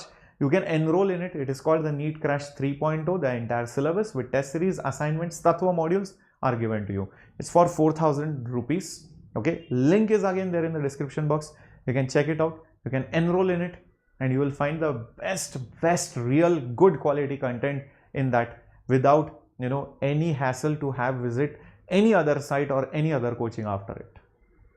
Okay, so that was this particular question. What about this particular question? The area of cross section of the wider tube is shown is 800. The mass of 12 kg is placed on the massless piston. Then the difference in the height h or the level of water in the two tubes will be. You know what? This is a good question because it involves the concept of hydrostatic pressure as well as Pascal's law. How many of you realize this? It is a combination question of two concepts, two mini concepts over here, right? So let's try to do this. See, realize that when you are at the same height, the pressure will be same.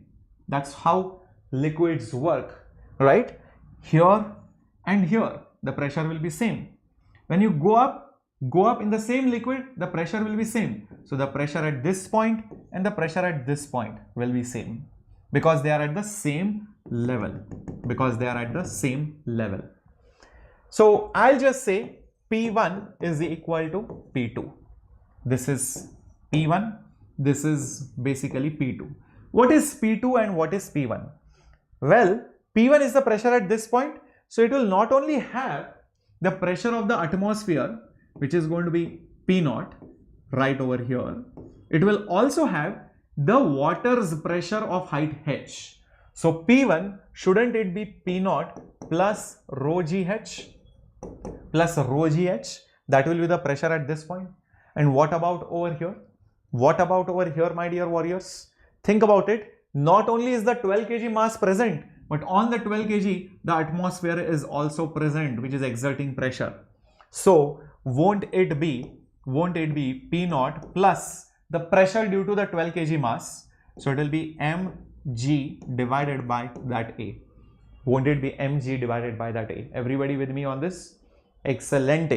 P naught was there on both the sides. So the best part about P naught is that it just got cancelled from both the sides. So now I'm just left with rho GH is equal to mg by a. G also got cancelled actually. G got cancelled. G and G also got cancelled from here. So I am just left with rho h. Rho h is equal to m by a. The question is finding h. So h will be m by a rho. Mass is 12. Area of cross section is 800. So 800 into 10 to the power minus 4 and into density. What is this? Water only, I believe. Massless piston. Yes, water. So this will be into 10 to the power 3 out here. This will be 10 to the power 3 out here. Everybody with me? So 10 to the power minus 4 and this will become 10 to the power minus 2. Minus 2 into 10 to the power 3 will make it basically 10 to the power 1. So that will make it 80, I believe, right? So this is 12 and this is 80. So 12 divided by 80 is what I will get over here. Roughly 12 divided by 80. But this will all be in meters. If you want to convert it into centimeters, so 12 divided by 80 into 100. So this 0 goes. And divided by 4 will make it 2, divided by 4 will make it 3, divided by 2, so this will become 5, so it will become 15. So it should be around 15 centimeters. Yes, perfect. So 15 centimeters is the answer because I converted it into centimeters. All the answers that I got over here was in meters. Yes, D for initially, very good. Yes, Aaron, perfecto. Moving on to the next one, and that is, from whatever we have learned till now, we can also find something called as the atmospheric pressure and the gauge pressure. Actually, before going to that particular concept, let me also introduce one more concept and one more type of question which can come in the NEET examination, is where you might be just given a container.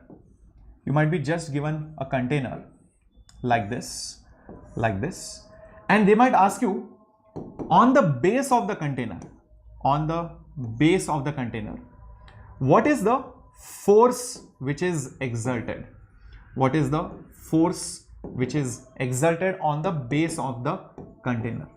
If such a question comes, what is the force exerted on the base of the container, and you know they have told you how much liquid is being filled till what height and all of that. Remember that force will simply be equal to the weight of the liquid inside. Weight of the liquid inside the container. That's all. Because the whole weight will be applied on that base. Who else will support it? So the weight of the liquid inside. So it will be nothing but mass of the liquid into gravity. Mass of the liquid into gravity. So this is another kind of question which I have seen, you know, sometimes they ask. Okay, I hope this is also understood. Okay, so let's go to atmospheric pressure and gauge pressure.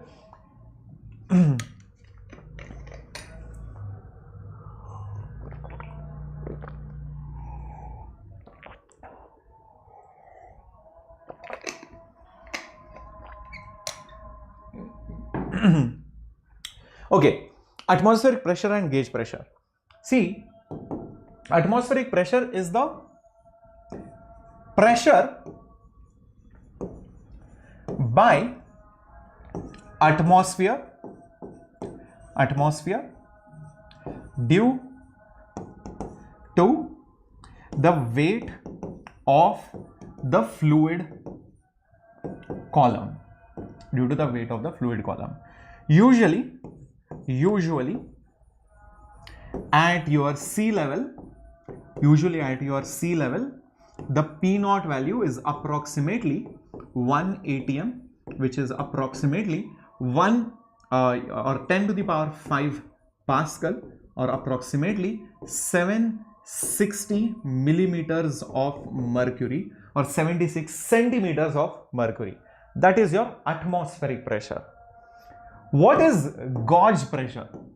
Gauge pressure is nothing but the difference of the pressure of that gas or that liquid, or basically the difference of the pressure of the fluid minus the pressure of the atmosphere. That's called as the gauge pressure. This gauge pressure can be positive also, can be negative also. Say for example, if I tell you the gauge pressure is 0.2 atm, what it means is that the pressure of the fluid is actually 1.2 atm. It means it is 0.2 atm above the atmospheric pressure.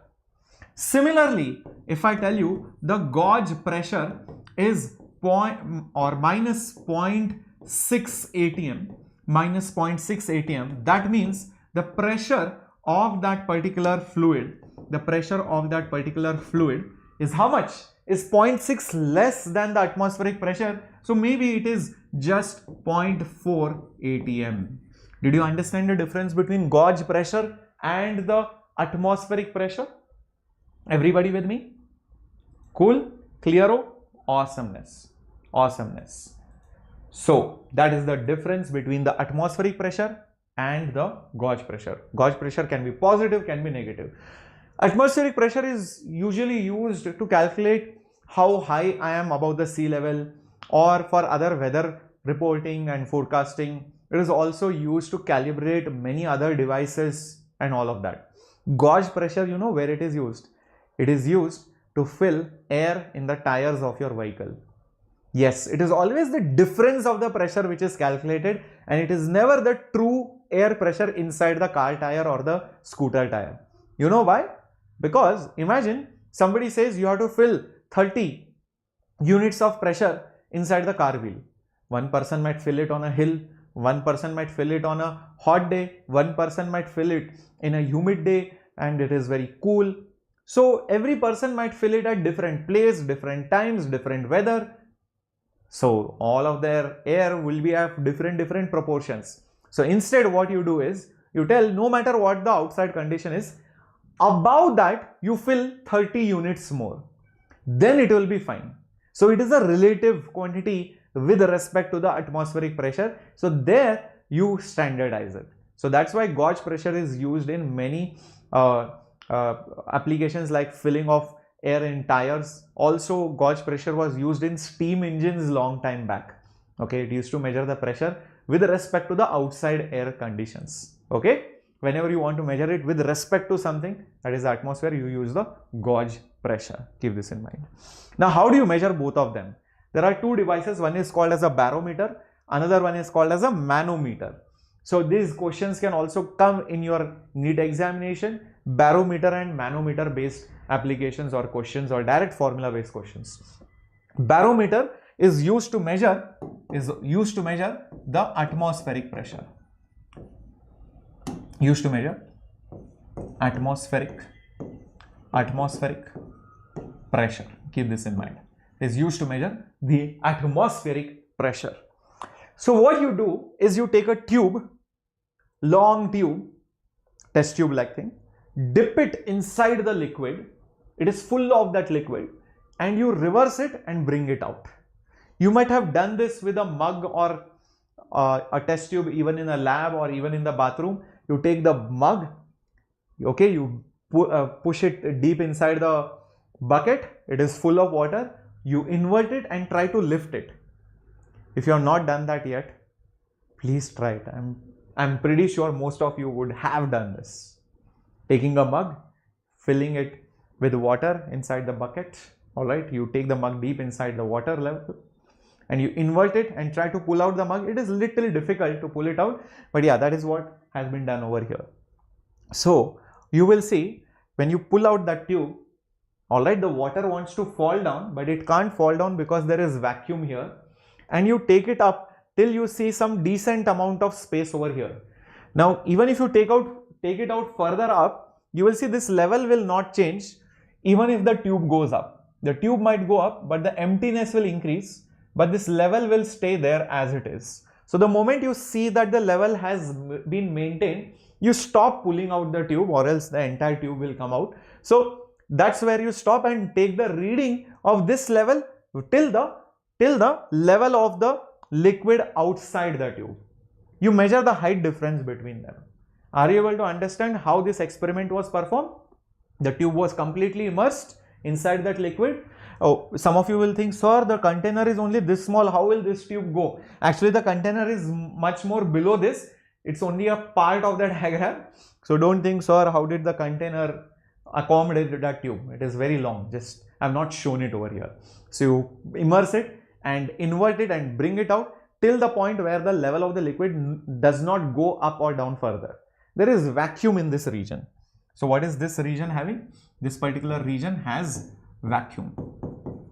This region has vacuum. This is that height which you are going to measure. This is that height which you are going to basically measure. Now what happens is, because there is vacuum, what will be the approximate pressure inside that? It will be basically 0 atm. It will be basically 0 atm, no pressure, no air, no gas, no liquid, no atm at all, right? And if you see at the base of that tube or the surface of the liquid, what you will see is a very interesting thing. At this point, what you have is the pressure due to the atmosphere. Pressure due to the atmosphere. So you have P naught over here. And at this point, let's say I call the pressure as P. These 2 points are at the same height in the same liquid. They are connected. So the pressures must be equal. So can I say P naught is basically equal to P? Can I say P naught is basically equal to P? Everybody agrees with this? Very good. What will be P equal to? P be equal to this pressure at this part plus rho GH. Hydrostatic pressure. That same formula which we have been seeing. So it will be nothing but the pressure at that vacuum plus the rho GH part. Rho GH plus the pressure of the vacuum. But pressure of the vacuum is 0. So it will be 0 plus rho GH. Therefore, P naught is simply put rho GH. This is the formula. If you know the density, if you know the height, you measure it, you know the gravity, you can immediately tell me what is the atmospheric pressure. This is called barometer. Barometer. Such a simple device. And let me tell you what will happen if you use water. Example, with water, we know the atmospheric pressure is 10 to the power 5 approximately. Density of water is roughly 10 to the power 3. Gravitational acceleration roughly 10. Height that you get with water, how much is it? 3 plus 1 is 4. 5 with 4 cancels. 1 is remaining. So height is 10 meters. That's crazy. That's like a 2-story building. 2-story building worth of tube you will need.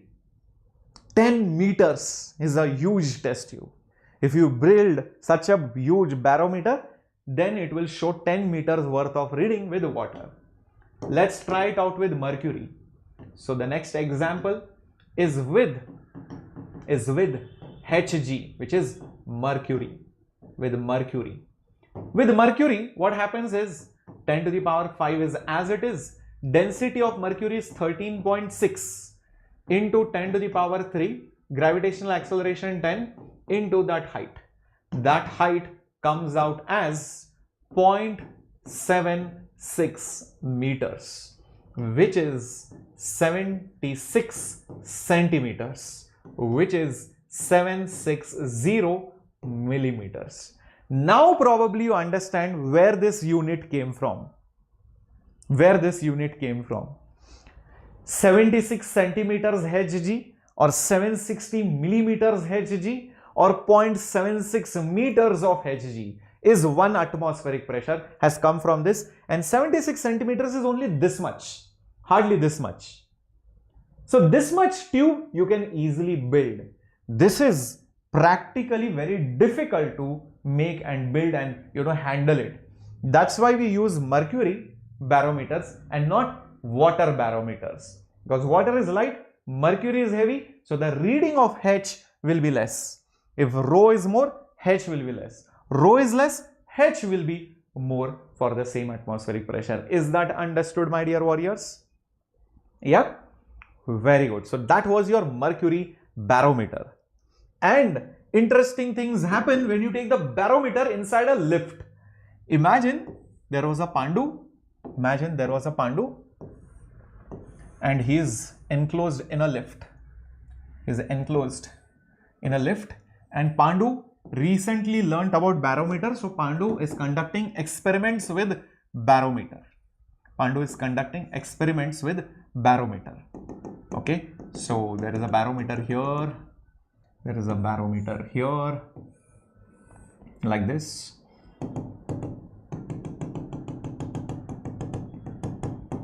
Okay, like this. Now imagine the lift to be at rest. The lift to be at rest. Here, let's say the lift is accelerating upwards. Let's say the lift is going to accelerate upwards.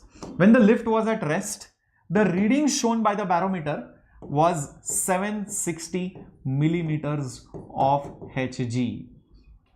Think and tell me that same Pandu, same lift, same barometer, same air now starts moving up. Will the height increase or will the height decrease, or will it remain the same?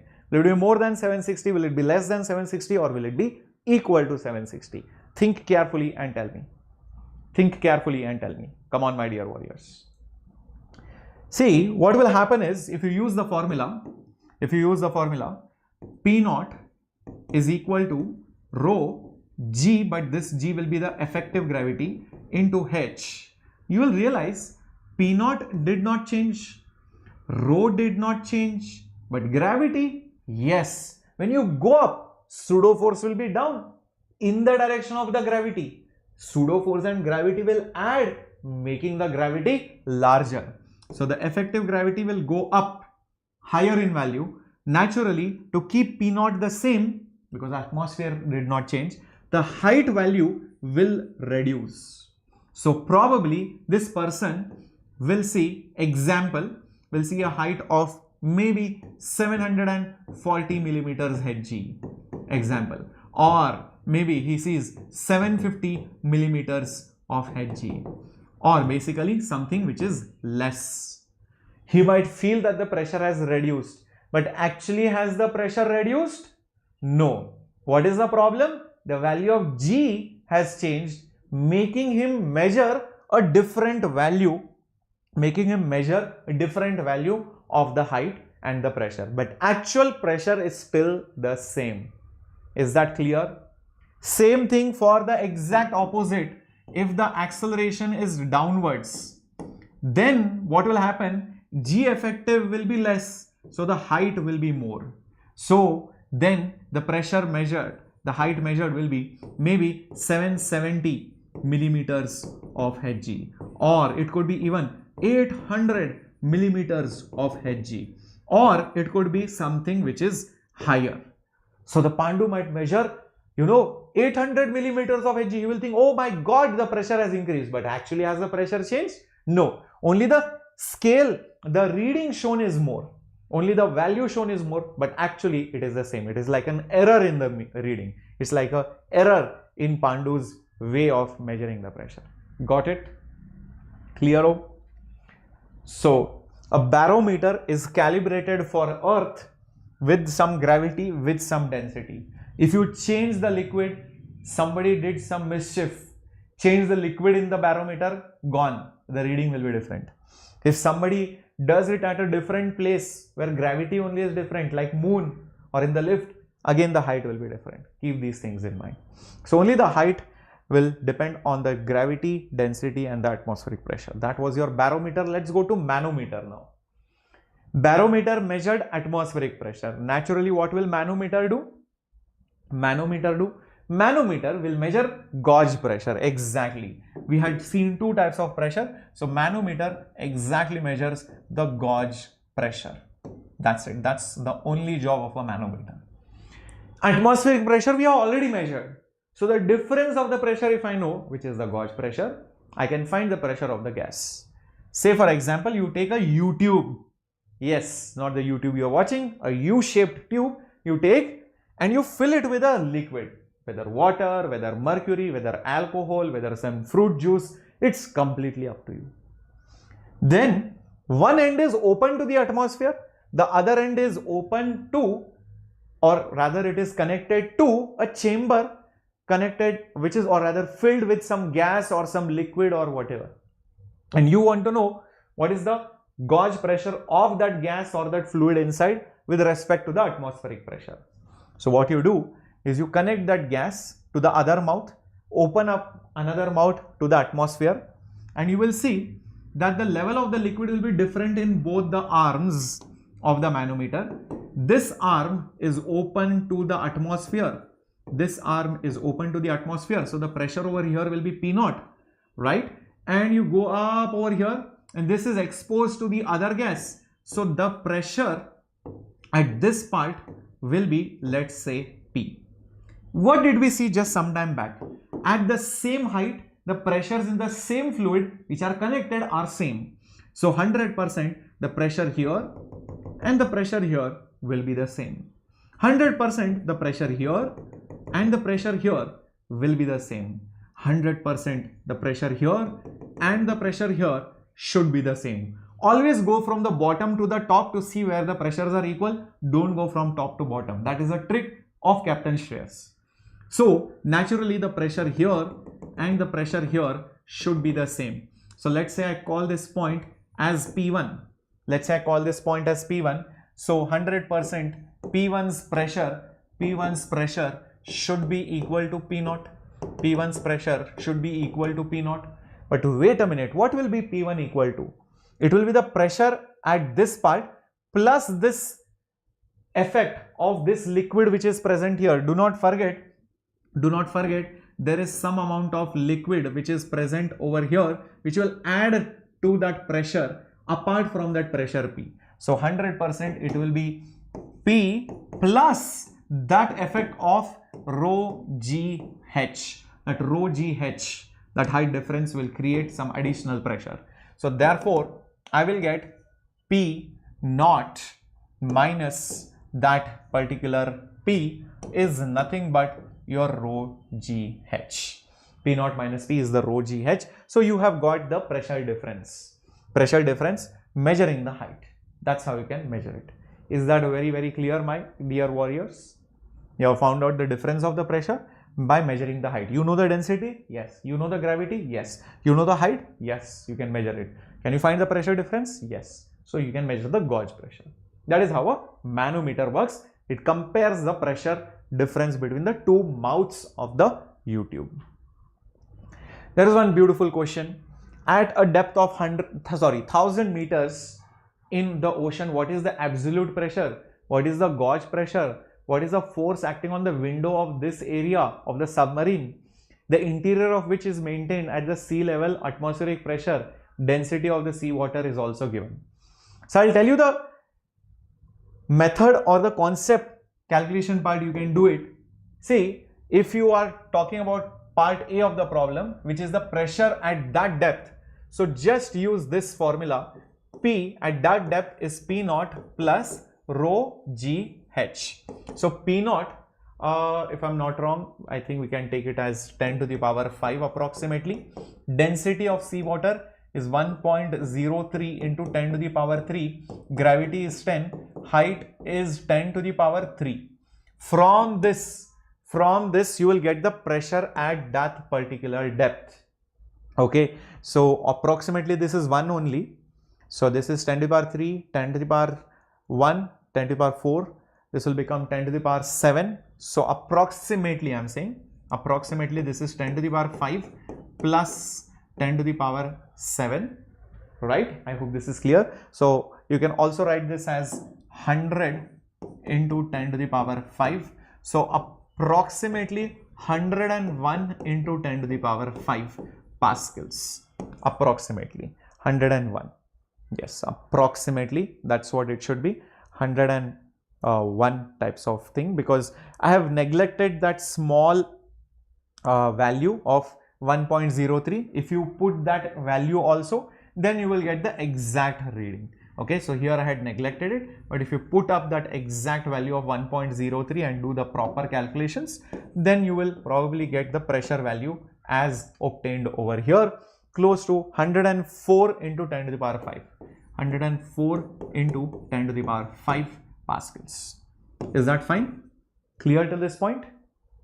Great.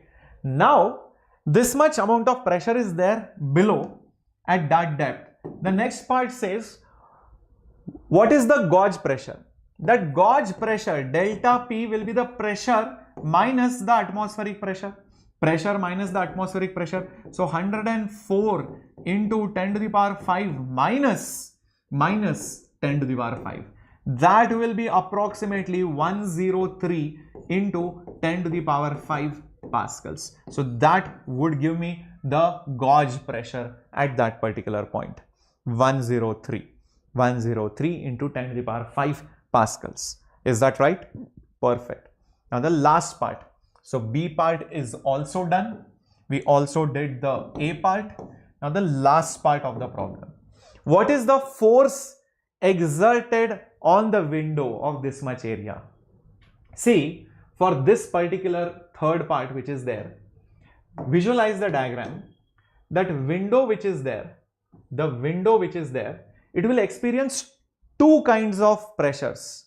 One is the force from outside, one is the force from inside. From inside, it will probably experience atmospheric pressure. From outside, it will experience the force of the water, plus the atmosphere, because this pressure included atmosphere plus the water's pressure. So that is the total pressure that it experienced because of the outside air as well as the water which is present outside of it.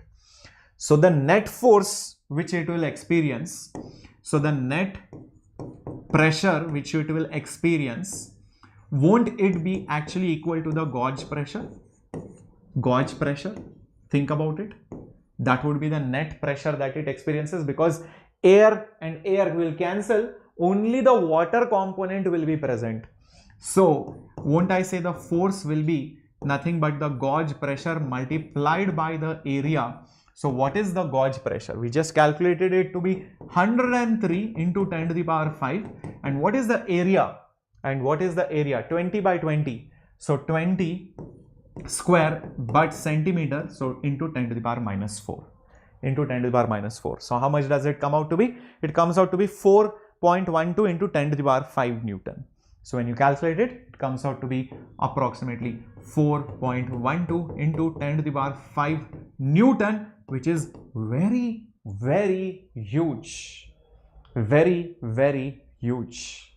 Is that clear, my dear students? Everybody with me on this? Perfecto. Amazing. Right. Cool. Now, let's go to the last part of fluid statics, and that is buoyancy and flotation. And after that, we'll have a small break, and then we will go to fluid dynamics. Everybody full of energy?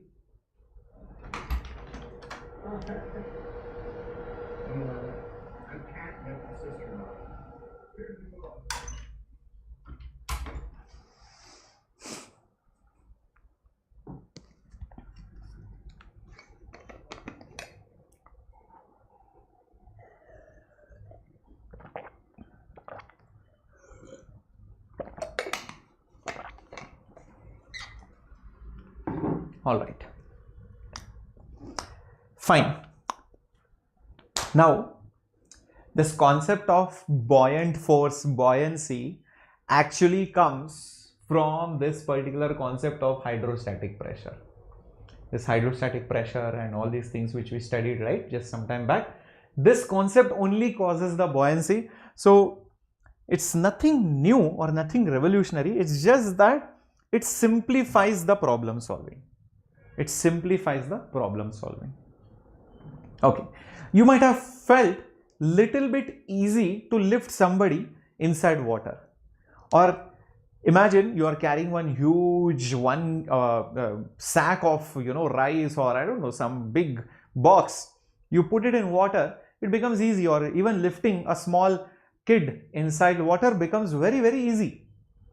The reason for that is that upthrust force or the buoyant force, and you get that only inside a fluid. In fact, even air exerts a buoyant force. Right now, the air is exerting a buoyant force on you. Have you ever thought as if you are immersed in the ocean of atmosphere. Imagine a fish is sunk or it is immersed inside an ocean of water. It's deep inside the water. For the fish, the water level, the surface of the water is the boundary, is the upper limit. It can't go beyond that. So similarly for you, you are deep inside. You are living inside the ocean of air. Just that you cannot see it, but it is a fluid. And the upper limit for it is the topmost layer of the atmosphere. You cannot breathe outside of it. Actually, you will not be able to eat much before it, but just telling.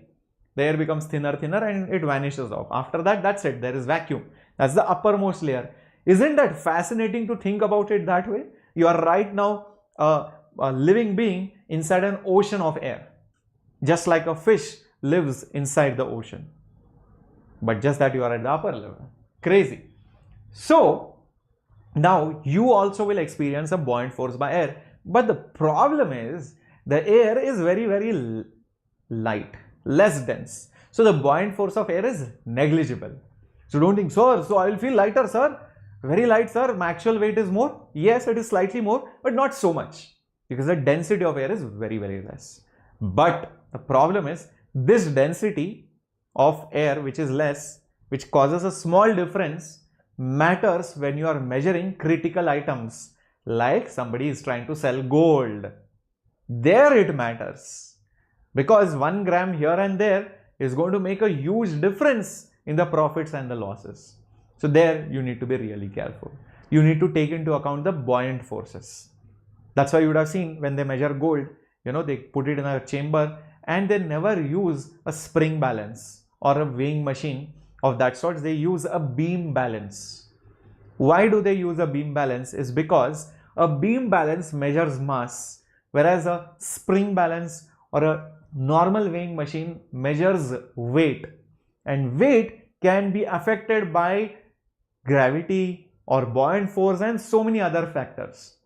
But a beam balance, if you put a standard mass of 1 kg on this side, 100% when it is balanced on the other side, it will be also 1 kg. Because the effects of buoyancy, the effects of changes of gravity will equally compensate on both the sides. That is why they have standard masses and they put those weights in a beam balance to compensate or nullify those effects of buoyancy and gravity changes. Understood, my dear warriors? Many people do not know that why a person selling gold measures the gold slightly differently. Why not use a spring balance or a standard weighing machine? Okay, it's going to make a difference, especially for a large chunk of gold. For 1-2 grams, it's okay. For 10 grams also, it's okay. But when it comes to 200 grams, 100 grams of gold, they will always use a beam balance. Okay. Now, some objects will float, some objects will sink. You know the basic theory that, okay, lighter objects will float, denser objects will sink. If an object is equally dense, then it will just be completely submerged and it will be in this dicey situation. Like during Holi, you might have played with water balloon. Have you played with water balloons? You take a water balloon and throw it on somebody's back or somebody's face and you have a lot of fun. And Holi is coming very soon in March. So, in Holi, you would have used or played water balloons, and when you fill those water balloons and let's say you immerse it in water, in a bucket of water, will that water balloon come up like an iceberg or a wooden piece, or does it sink completely below? I think neither of them happens. It just completely suspended. It's completely immersed, but it is not sinking, it is not coming out, it is suspended with fully immersed situation because there is water inside and outside is also water. Will water sink in water or will it float in water? Nothing, it will stay there as it is. That's why it neither sinks nor it floats completely. It is in this suspended state, right? You would have experienced this with water balloons perfectly. Awesome. So now, my dear warriors, let's talk about buoyancy, the flotation concept and the Archimedes principle. So the first principle is all about, imagine there is liquid filled till the brim of a container. Then what happens is somebody immerses an object of any random shape, doesn't matter, inside that container. So the liquid is still filled till the brim, but you will see some of the liquid will spill over, and let's say you collect that particular liquid in a container or whatever over here,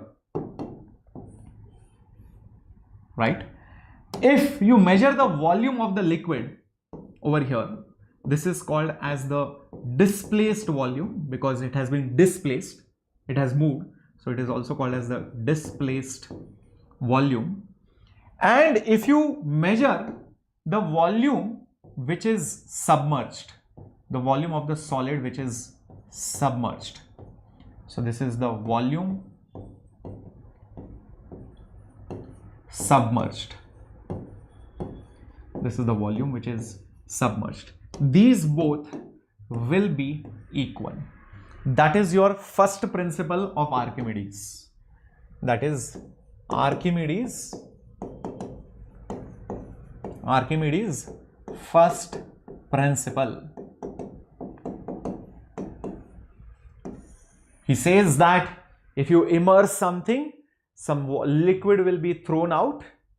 Okay, if you measure that volume and you see the volume submerged, they both will be equal. It makes sense. When you put your hand inside bucket, you will see the level of the water goes up. So the amount of the water which has gone up is exactly the amount which is submerged inside. So that's how you can measure the volume of any random shape also. Yeah. Now that is the easy principle. The second principle is the tricky one.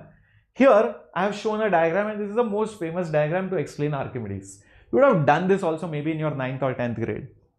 You take a mass, iron block, anything, whatever, wooden block, whatever you want to take.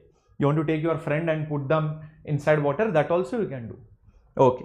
So you measure the mass. Let's say it is showing how much kg over here, everyone? 5 kg. There is a beaker full of some liquid. Now the weighing scale is showing 5 kg. You immerse that solid inside that liquid like this. Now maybe it shows some new reading. Earlier it was pointer was on 5. Now the pointer has gone to 3. How much did it become lighter by? Earlier it was 5. Now it is 3. Did it not become lighter, less heavy by 2 kg? Did it not become lighter by 2 kg? Everybody with me? Very good. You will be like, sir, magically 2 kg went off. Magically 2 kg went off, sir. Where did it go?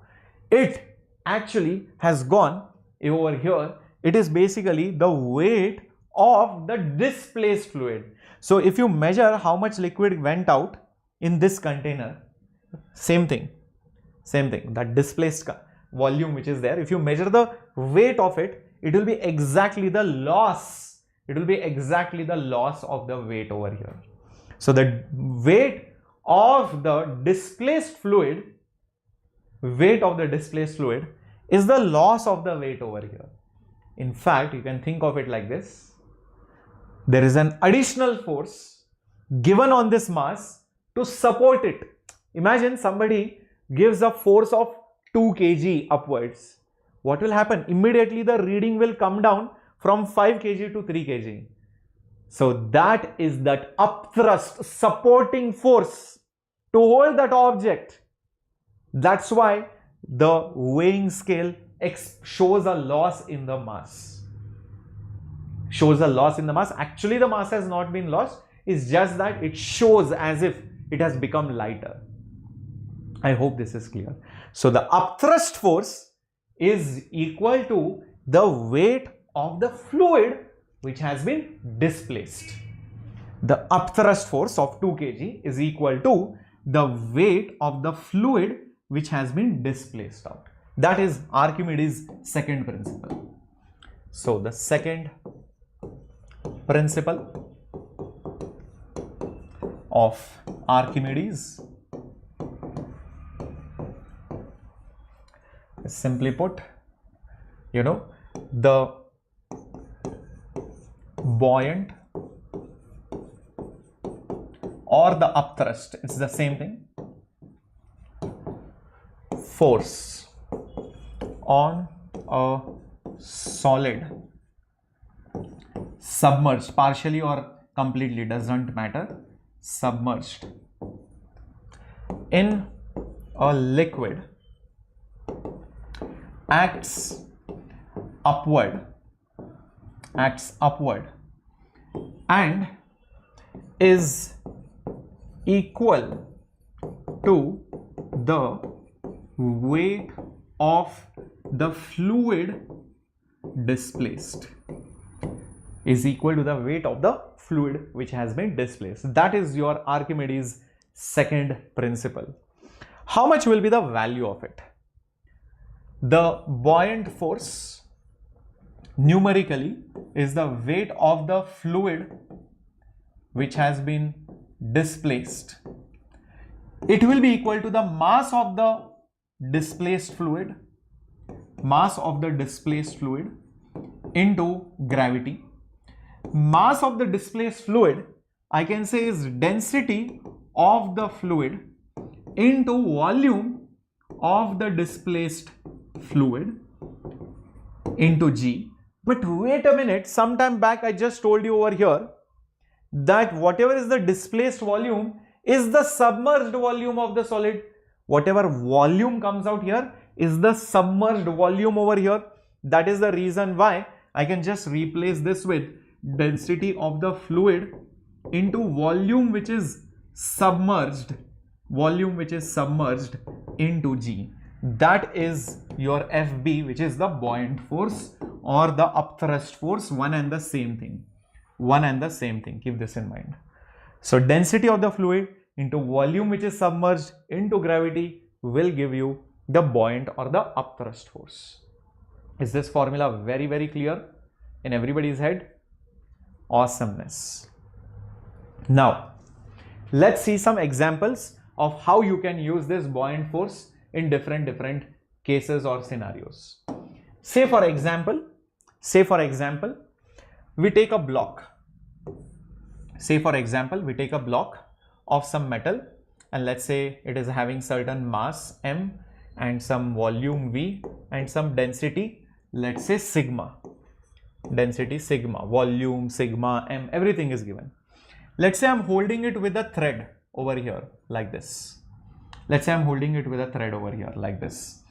And this thread with this mass is immersed in a fluid of density rho.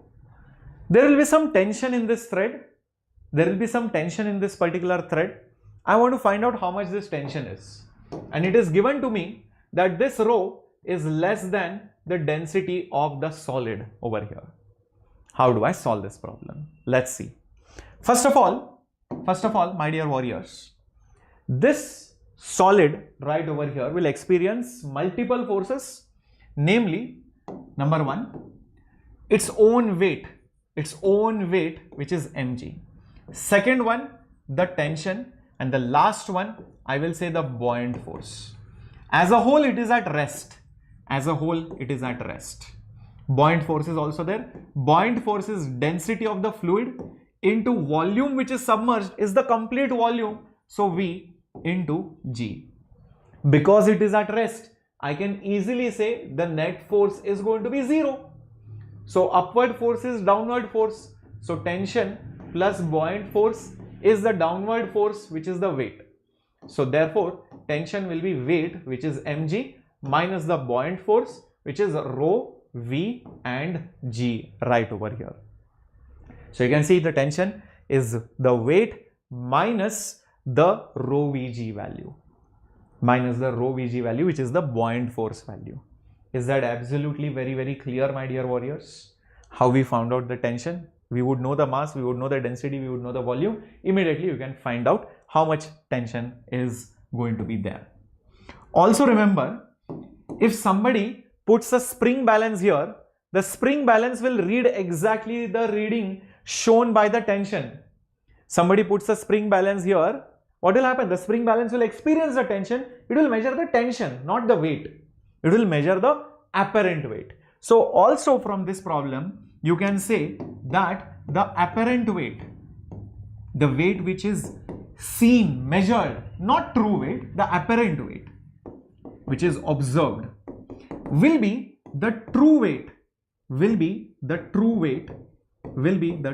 minus, what is this? The buoyant force, minus the buoyant force. So the buoyant force plays a role in reducing the true weight which you experience as the apparent weight. Correcto. Perfect. Perfect. Moving ahead now to another question where the same solid, maybe it is not even tied.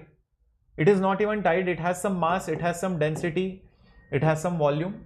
It is just left inside the liquid. It is just left inside this particular liquid of density rho, whose density is less than the density of the solid. What do you think it will do? I don't think it will stay there. It will start to accelerate. In fact, it will begin to accelerate downwards. Can we find this acceleration? Yes. What are the forces? One is its own weight, which is mg. The other one is the buoyant force, which is Fb. The other one is the buoyant force, which is basically Fb.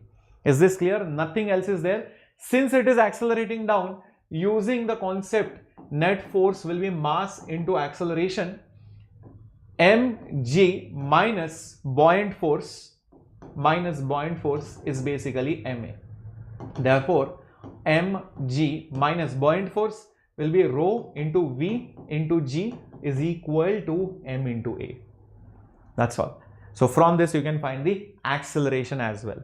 If you want, you can write the acceleration as divided with m, it will just be left with g, and here it will be rho v by m into g, right? That is what it is. If you want to simplify it further also, you can do take g common, 1 minus rho v by m, you can do that as well. You can also put mass by volume. Mass by volume is the density of the solid, so it will also become g into 1 minus rho by sigma, because sigma is mass by the volume of the solid. This is for the solid, remember that. So that also you can write it down. So this is the acceleration value. If these densities are given, you can easily solve these kind of questions. Got it? Everybody with me on this? Perfect. Let's see another type of question which can come. And this time we have a pandu which is floating. Let's say this is a pandu which is nicely floating in two different scenarios. Once pandu is floating in an ocean, Arabian Sea or Bay of Bengal. Second time he is floating in the swimming pool in some fresh water lake or some source which gives you fresh water, like swimming pool is also going to be okay. These are the two situations over here. Okay, so this is situation number 1. This is situation number 2. This is the ocean. This is made of salty water. Question is, compare the buoyant force. Buoyant force in the first case versus the buoyant force in the second case. Less than, equal to, or more than. Let's see who gets this correctly.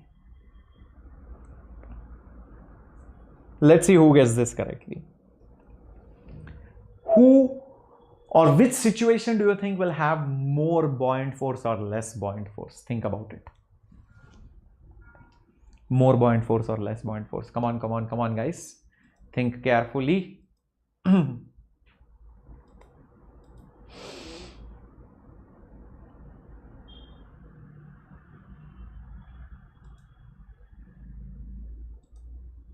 Two more than one, says Siva Prasad. I feel that is wrong. You know what? Draw the free body diagram. In this case, there is FB1. What is the other force? Weight. In this case, it is FB2. What is it? Other force? Weight. Has the pandu changed? No, it's the same pandu. Once he went to Bay of Bengal or some ocean, and second time he was in the freshwater lake. So the weight is the same. So won't weight be equal to FB1? Here also the weight be equal to FB2. So weight is the same, FB1, FB2 will also be the same. Exactly. A lot of people think because you are in the ocean, so our buoyant force will be more or less and all those things. Many people think of this formula. Buoyant force is density of the fluid into volume into G. People think density is more here. And here, people think buoyant force is density into volume into G. Fresh water has lower density. Okay. So, people think salty water has more density, fresh water has less density. That's why the buoyant forces will be different. But do not forget, even the volume submerged will be different. In fact, here you will be more outside water than inside. So, the volume submerged will be less. In a fresh water like swimming pool or a lake, the volume submerged will be more. They both will end up compensating each other. So, it ends up being the same. Is that clear? Yeah, it's a very, very tricky question. Keep this in mind.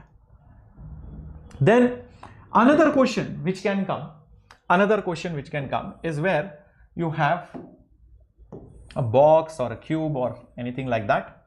Let's say having area A and this is having height h and it is having a density of sigma which is less than the density of the liquid outside. So this is the liquid which is there outside. The question can be like, how much part is submerged? What is the, height of the part which is submerged inside? That kind of question can also come. So what do you do in that case? Let's say you assume this as x. And now think, is this box at equilibrium or not? Is this box at rest or not? The answer is yes, it is at rest. So because it is at rest, because it is floating, this is the condition for floating. Therefore, the net force on the box should be 0. What are the forces? There are only two forces. One is the weight of the box. Or that cube or whatever is there. So it will be nothing but the mass of the box into G. What is the mass of the box? It's density into volume of the box. What is the volume of the box? Area of cross section into the complete height. So A into H into G. That's the weight of the box. Is that part clear? Okay. Second thing. There will be also a buoyant force, but only because of the submerged part. You will see there will be a buoyant force. That buoyant force will be volume which is submerged into density of the fluid into G. What is the volume submerged, you might say? What is the volume submerged? It is the area into x. So area into x into rho into G. A into x into rho into G. That's all. So because net force was 0,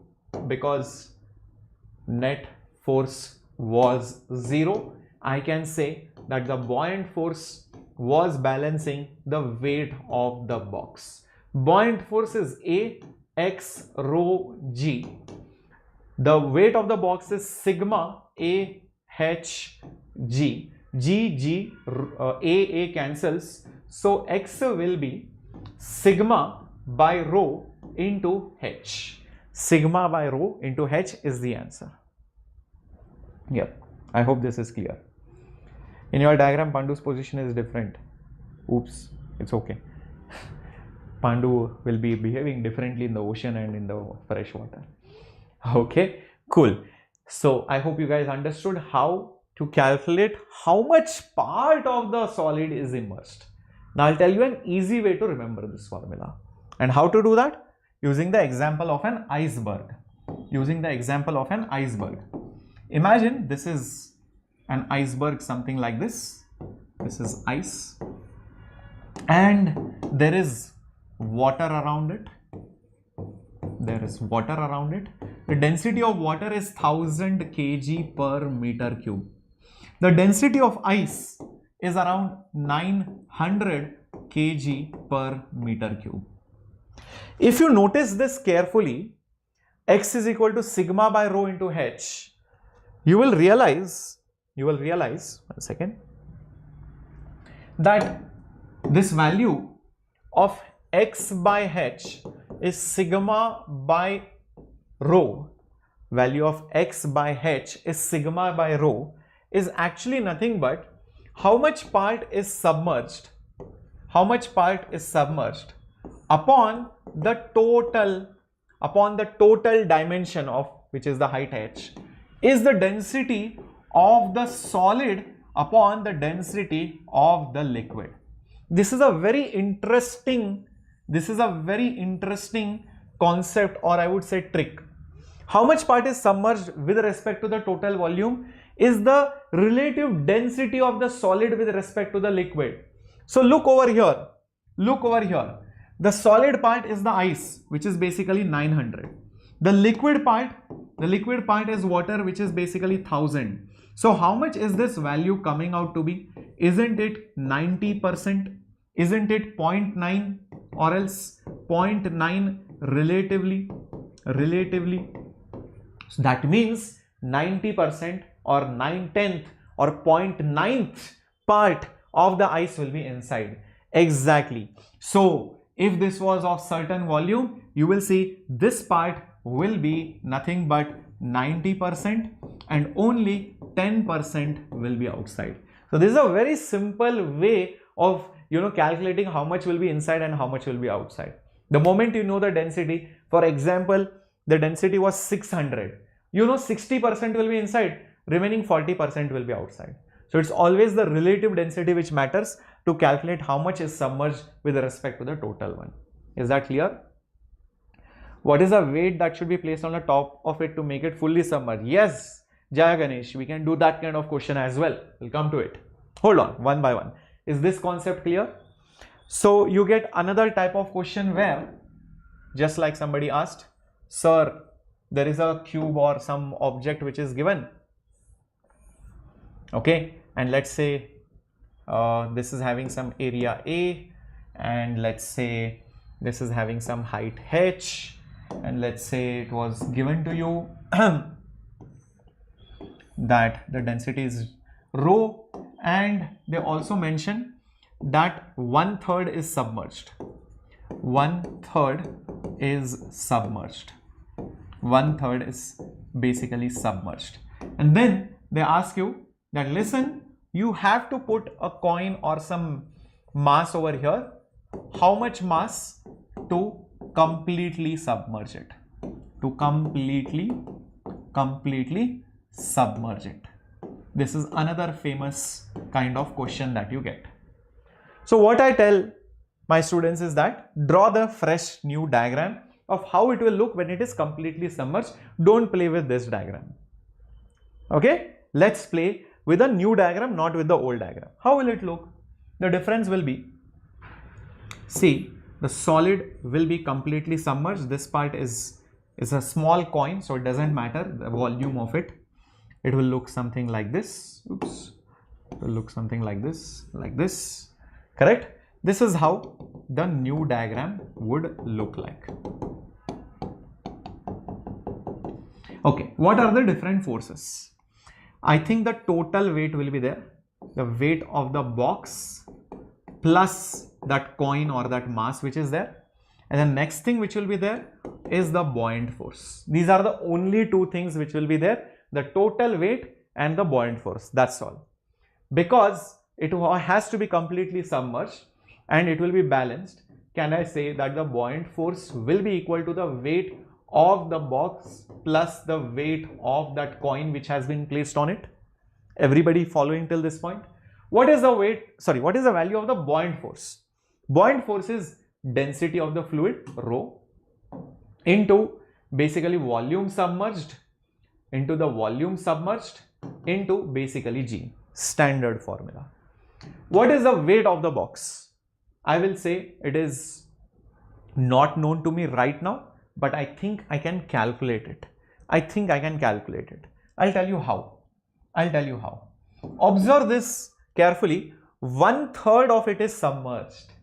1/3 of it is submerged. Meaning what?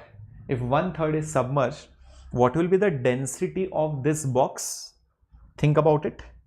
If 1/3 is submerged, 1/3 is basically submerged, that means density of that particular solid upon density of that particular fluid, isn't this 1/3? Isn't this 1/3? Everybody with me? So won't the density of the solid, be the density of the liquid by 3? 1/3 is the density of that box. Everybody with me on this? Very good. Very good.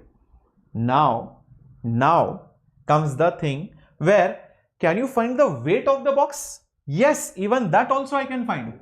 What is the weight of the box? The weight of the box will be the density of that solid or that box, what is there, into the volume of it. So this will be rho by 3 into V. This will be rho by 3 into V is the weight of the box. Perfect. Let's use this over here. It is rho into V divided by 3. Okay, one small thing. I had to multiply it with G also, because density into volume, only this much part is the mass. Mass into G is the weight. So I forgot that G over there. So I have added it. So rho V by 3 into G. Okay, perfect. Next, what is the weight of the coin? I don't know, but I know the mass, which I have to find, into G. Perfect. G got cancelled. G got cancelled. So what will I be left with? Rho V is equal to rho V by 3 plus M. So what will M be? Rho V minus rho V by 3. So it will be nothing but 2 rho V divided by 3. 1 minus 1 by 3 is 2/3. But wait a minute. Volume I know is area into height.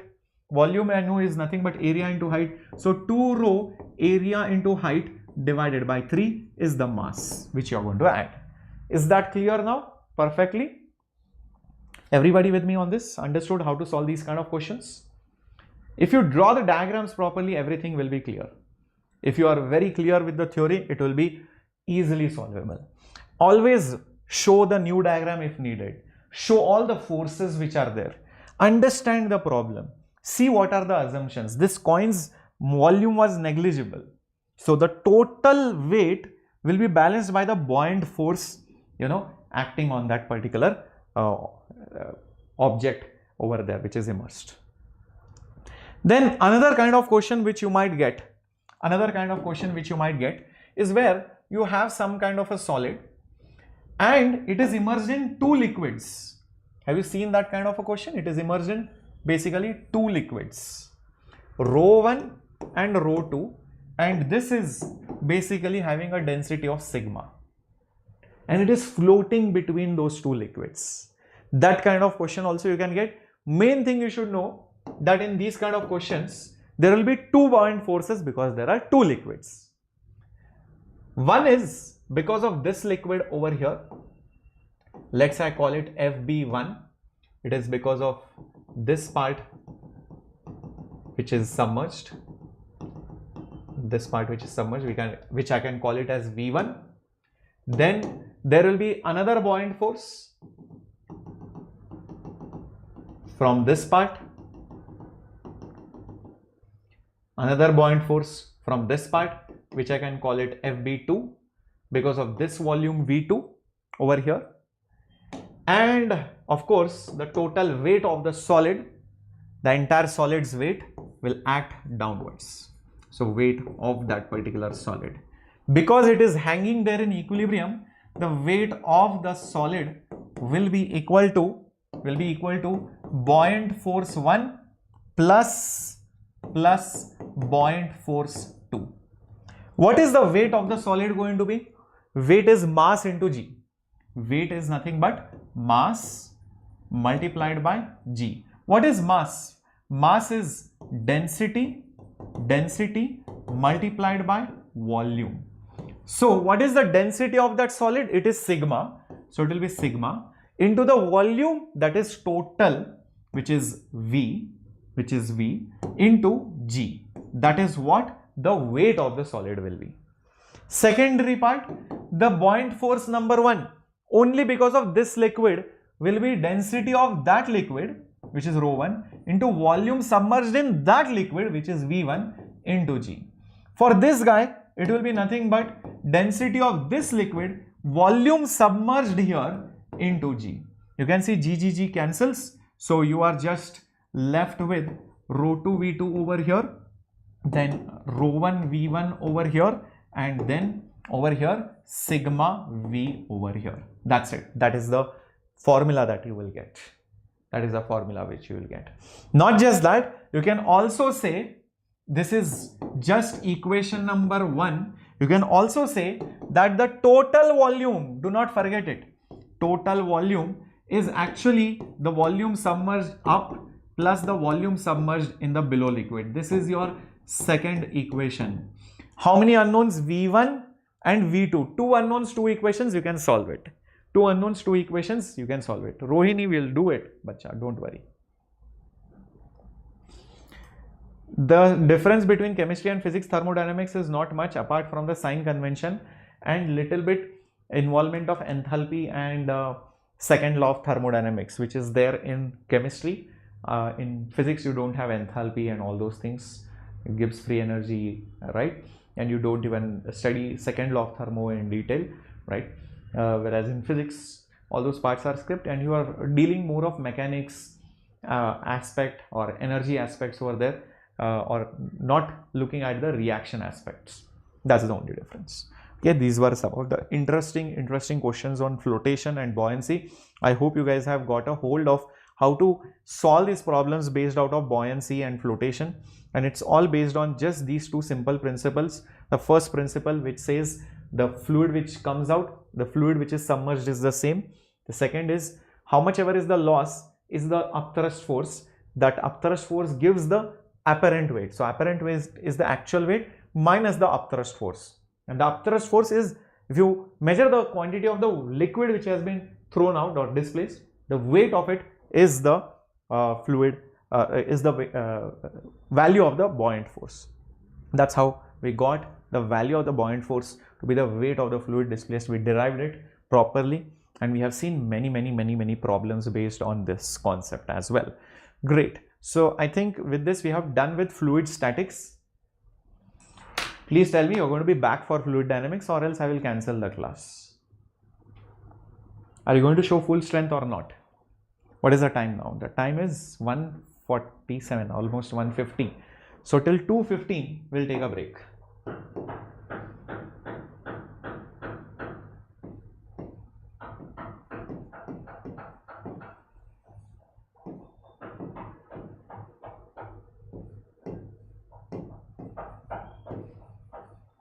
If you're going to be back, I'll start, else we'll have to cancel the class. You decide. Pandu, new crash course कब से start होगा? New crash course has already started. Please don't wait for the new again entry point and all of that. Join it now. Okay? If you keep waiting, you just missed 1-2 days. Today is Wednesday or Thursday. So Monday, Tuesday, 3 classes. Don't break your head over it. Join it right now. Don't postpone. The more you postpone, you will miss more. You are missing 3 days of preparation. Remember that. Or 4 days of preparation. Okay, we'll see you back very soon. Bye-bye. For fluid dynamics.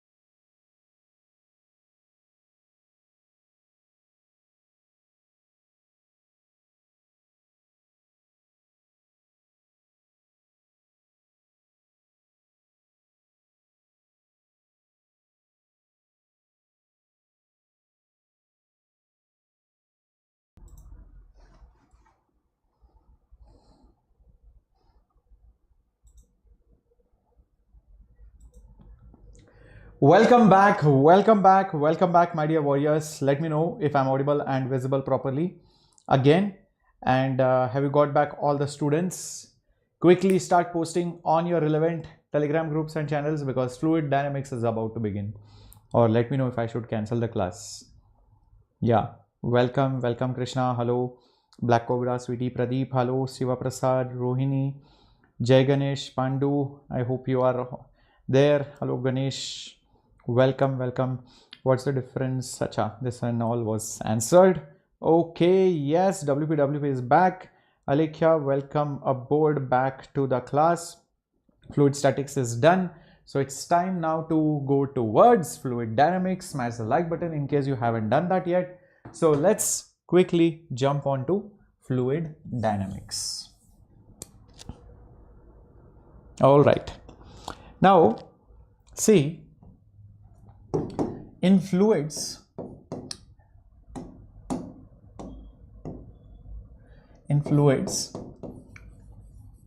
we have seen statics part, and in statics basically the fluid is at rest. That is the main concept in statics. In dynamics, in particularly dynamics, you will see that the fluid will be in motion. In fact, a sub part of this dynamics is a small concept called as viscosity also. Viscosity. Alright, so this part has been dealt in mechanical properties of fluid along with the concept of surface tension, but we'll see if we can cover it today itself, or else we'll just do dynamics, the motion part of it, and we'll probably take viscosity later on in another class coupled with surface tension. We'll see if we can do this today. We'll finish it off today itself.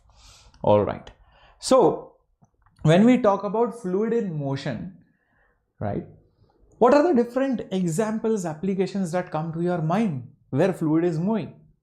Number one is fluid flowing through your pipe in a bathroom or in some big machine where there are a lot of pipes, in your fridge, right? Fluids are in motion.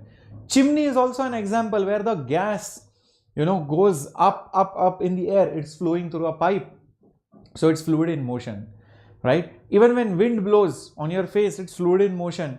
A car going or a bus going at a very good speed, it experiences a lot of resistance to cross that wind, right? That is also fluids in motion. Tornadoes are fluids in motion. You stirring the water is fluid in motion. Your blood flowing through the vessels is fluids in motion. So there are many examples where you will see the fluids are moving. That's a dynamic fluid, or also called as fluid dynamics, not fluid statics, fluid dynamics. Is that right? Very good. Now, one of the main thing to understand fluid dynamics is the streamlines concept and streamline flow. Say for example, there is a river over here and it goes like this. It goes like this. The liquid, the water in it is going like this. These are probably the banks of the river. This yellow line. Okay, this is the bank of the river. Through that, the liquid is flowing through it. What are these blue lines actually telling me? These yellow ones is basically a pipe, or basically a tube, or basically the path for the flow, for that particular flow. These blue lines tell me that if I keep a particle here and I leave it, it will go along this path. If I leave a particle here, then that fluid particle will take this path, and not just one time, but every single time. So even after 1 hour you leave a particle here, it will go along this path. Even after 2 hours you leave a particle here, it will go along this path. Even after 2 minutes you leave a particle here, it will go along this path. If you leave a particle here, it continues along that path. So it's the path taken by the fluid particles. So these violet ones are the particles of the fluid, particles of that particular fluid. The blue lines In fact, they also come with arrow marks. That is the path taken by the fluid particles, which I just showed it to you over here, right? Path taken by the fluid particles, right over here. This is called as the streamlines of a fluid flow. This is a stream of water. These are the lines in it, streamlines. So streamlines basically show the path taken by the fluid particles. Right, aeroplane wings also. In fact, one of the very interesting property of a streamline is that at any given point, if you draw a tangent, if you basically draw a tangent to the streamline, then if the tangent is considered along the direction of the streamline, see, the tangent can point here, but if you take the tangent pointing along the direction of the streamline, then what you get is the velocity of the particle direction at that point. So what you get is the tangent drawn to a streamline, gives what does it give? Gives the direction of the velocity of the particle, particular particle at that particular point. Very, very important. This also means then that if you have by chance two streamlines coming like this and you show a diagram in this particular manner, this is not possible. This is not possible. What is not possible? Basically, streamlines can't intersect. Streamlines will not intersect. This is very, very important statement. So you cannot have this possibility. This thing is not possible. Reason being, you will have two tangents. Means you will have two directions of velocity. Is the velocity here or is it here? There will be a confusion. So you cannot have two directions at once. I am either going here or I am going here. How can I say Pandu is going north and south? Either is going north or is going south. He cannot go north and south. Doesn't make sense. Right? I hope this is very, very clear. Exactly. So this is not possible. Now, what happens is that if you have a path like this and I show that path at different instants of time, if I show the path at different instants of time, let's say this was at time t1, let's say this is at time t2, this path has streamlines like this. After some time, the streamlines are still the same, no change whatsoever. But here, first the streamline is like this, then it was like this, and then it is like this. After some time, this is like this, this is like this, this is like this. You can see it is changing with time. Once the streamline was here, next time it is here, next time it is here, next time it is like this. So there is no constant manner in which the liquid flows. It changes over time. So this kind of flow over here is basically called as a steady flow. What is it called? This is called as a steady flow, whereas this one over here is called as a turbulent flow. Sometimes this is also called as a streamline flow. This is also called as a streamline or steady flow. This is also called as a turbulent flow. Turbulent means it is unpredictable. It changes with time. So this kind of flow, it changes with time. with time. Not just that, this kind of flow is highly unpredictable. It is unpredictable. Whereas this flow is constant and predictable, and you can predict it. So it is predictable also. So this is the flow which we will study. Turbulent flow is very complex to understand. If you take aeronautical engineering, naval engineering, automobile engineering, then you will study turbulent flow. But till NEET level, the basic of steady flow is what we are going to learn. I hope this is very, very clear. Very nice. Now, let's talk about continuities, because you have understood it till here. What is the meaning of streamline, how they will not intersect, the direction of tangent gives you the velocity of the particle's direction, what is the streamline flow, and what are the different examples and how we went on from statics to dynamics. Now let's talk about continuity. What is this continuity? Continuity means that, when streamlines go from one place to the other, they continue going along a pipe or along a path or a canal or a river, then they might come close, they might go far away. Based on that, you can predict the speed of the liquid which is flowing.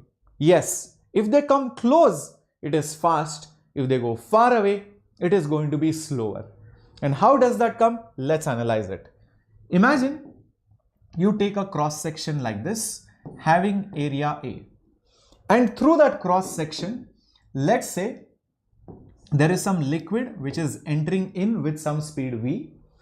In a time of dt, in a time of delta t or dt, what you will see is that a section of liquid will come out like this. This is that section of that liquid which will come out of it in this particular manner, like this. And this is, let's say, dx in time dt. This has just come out with some velocity v. If I ask you, how much is the rate of the liquid flowing through that cross section? This was a cross section in time dt, some liquid came out of it. How much is the volume which is flowing per unit time? The volume which is flowing per unit time. You will say, let me measure the volume dv. This is not velocity, this is volume, upon the time dt. This volume flowing per unit time is also called as the rate of flow, denoted by the symbol capital R. This is the rate of volume of liquid flowing per unit time. Now this dv, which is the volume of this part, won't it be the area of cross section into this thickness? It's like a cylinder. So it is the area of cross section into that thickness. This whole thing divided by dt. Therefore, what will I get the value of R as? It will be A into, what is this? Dx in dt. That is the speed. So it will be A into V. So the rate of flowing of a liquid is nothing but area into velocity. Remember, rate has the unit of either meter cube per second, or you can also use liter per minute, or you can also use centimeter cube per second. Different kinds of units you can use, as long there is volume on the top and time dimension below. Is that right? Everybody with me? Clearly understanding this point? Awesome. So rate of liquid flowing is area into speed. Like, say for example, I tell you, you might have seen with the dentist, there is a small tube and he puts it on your teeth and it feels like somebody is drilling a hole on your teeth and you feel little bit weird, right? It feels, the sensation is only very, very weird. So imagine that area of cross section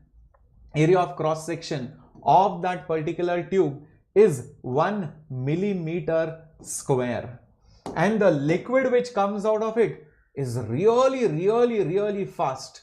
And let's say the speed of the liquid which comes out of it is at 100 meters per second. So if I ask you what is the rate of the liquid flowing through it, using the formula area into velocity, area is 1 millimeter square. So convert it into meter square. 1 millimeter is 10 to the power minus 3 meters. So square it into velocity, which is basically 100. So this will be 10 to the power minus 6 into 10 to the power 2, because there are two zeros. It will be 10 to the power minus 4 meter cube per second. This much small quantity of water goes per unit time. That is what it is. I hope this is clear. That is the rate of flow of a liquid. But now we have not yet introduced continuity. So let's introduce continuity now. Just imagine the cross section area changes. Just like, you know, you are going on a highway. There are 3 lanes here, 3 lanes that side. So it's a big highway. Everybody is driving really, you know, in a different manner. But, you know, suddenly the highway becomes small or it becomes even broad. The speed changes. Now, over here, what happens is, it's exactly opposite of what would happen in the traffic case scenario on a highway. When a road becomes narrow, then, you know, your speed becomes less. And when the road is wider, then the speed is nice. But in case of liquids, they behave slightly differently. What happens is, when the tube becomes narrow, then they are like, wait a minute, earlier the road was big, so we are all driving peacefully. Now the road has become smaller. We all need to go out really fast. So they increase their speed. That is the reason why you would have seen a big wide river hardly flows with any speed. Slowly it will move. But if the river becomes narrow in between those mountains and its size reduces, the width reduces, it goes really fast. If there are some rocks in between which, you know, stops the water and only a small path is there, in that small path the river will flow really, really fast. So that's what happens. Even you would have tried taking a pipe and pressing that pipe, and you spray it on people or spray it on your vehicle, or you're washing something. Have you tried washing a wall or some device or some vehicle? You would have seen the moment you press it, the water comes out at large speed. What is happening there? The area reduced. So the moment area reduced, the speed increased. So that is the equation of continuity which we are going to come now. So what happens is, the liquid which is going in at some rate will be the liquid which is coming out, and it will be at the exact same rate. Why will it be different? Because whatever goes in should come out in the same time. So the rate of liquid going in is the rate of liquid going out. So it will be nothing but A1 V1. A1 into V1 is the rate over here. At that point, it will be A2 V2.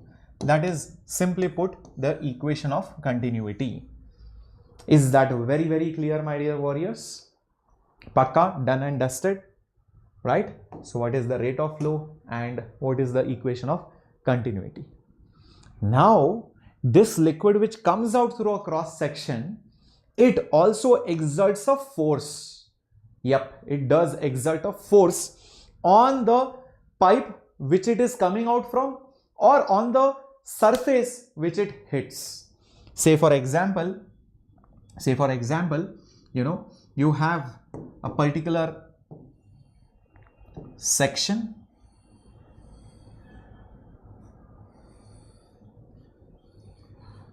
This is, okay, let's say this is a particular section. This section has a thickness dx and it is traveling right now with a velocity v. So it looks something like this from the side view. From the side view, it looks something like this.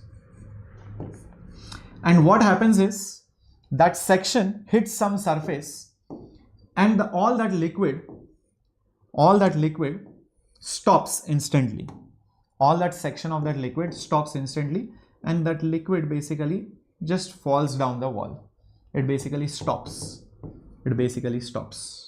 All that liquid hits the surface, it stops and it flows down because of gravity. So you can think of it as if in time dt, the dx section the dx section stops and loses its momentum. I'll tell you what thrust force is in a bit. Okay. So when it loses the momentum, what happens? Momentum changes means there is a force. Won't that wall exert a force on the on the water? And by Newton's third law, the water also exert a force on the wall. And you would have experienced this. Imagine you're standing quietly, somebody takes a pipe and aims that pipe on you, so all the water falls on your chest. Won't you feel that force? Have you ever stood in a water park, or maybe you're just outside somewhere or in the bathroom and maybe your friend or cousin took a water pipe and aimed it at you? You experience the force of the liquid. Yes or no? Yep, very good. So how much force is there is what the thrust force is.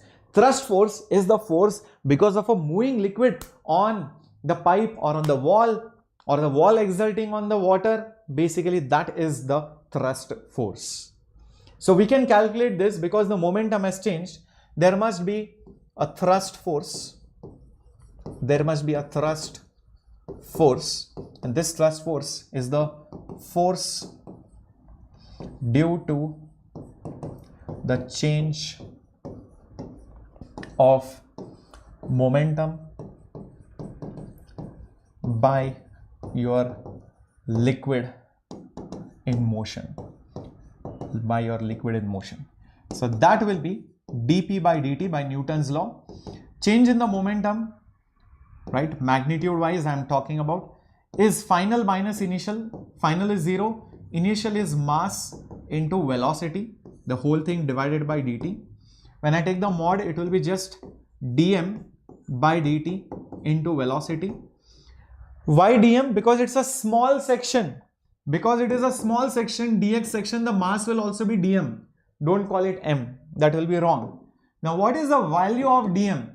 The value of dm will be area into thickness into density.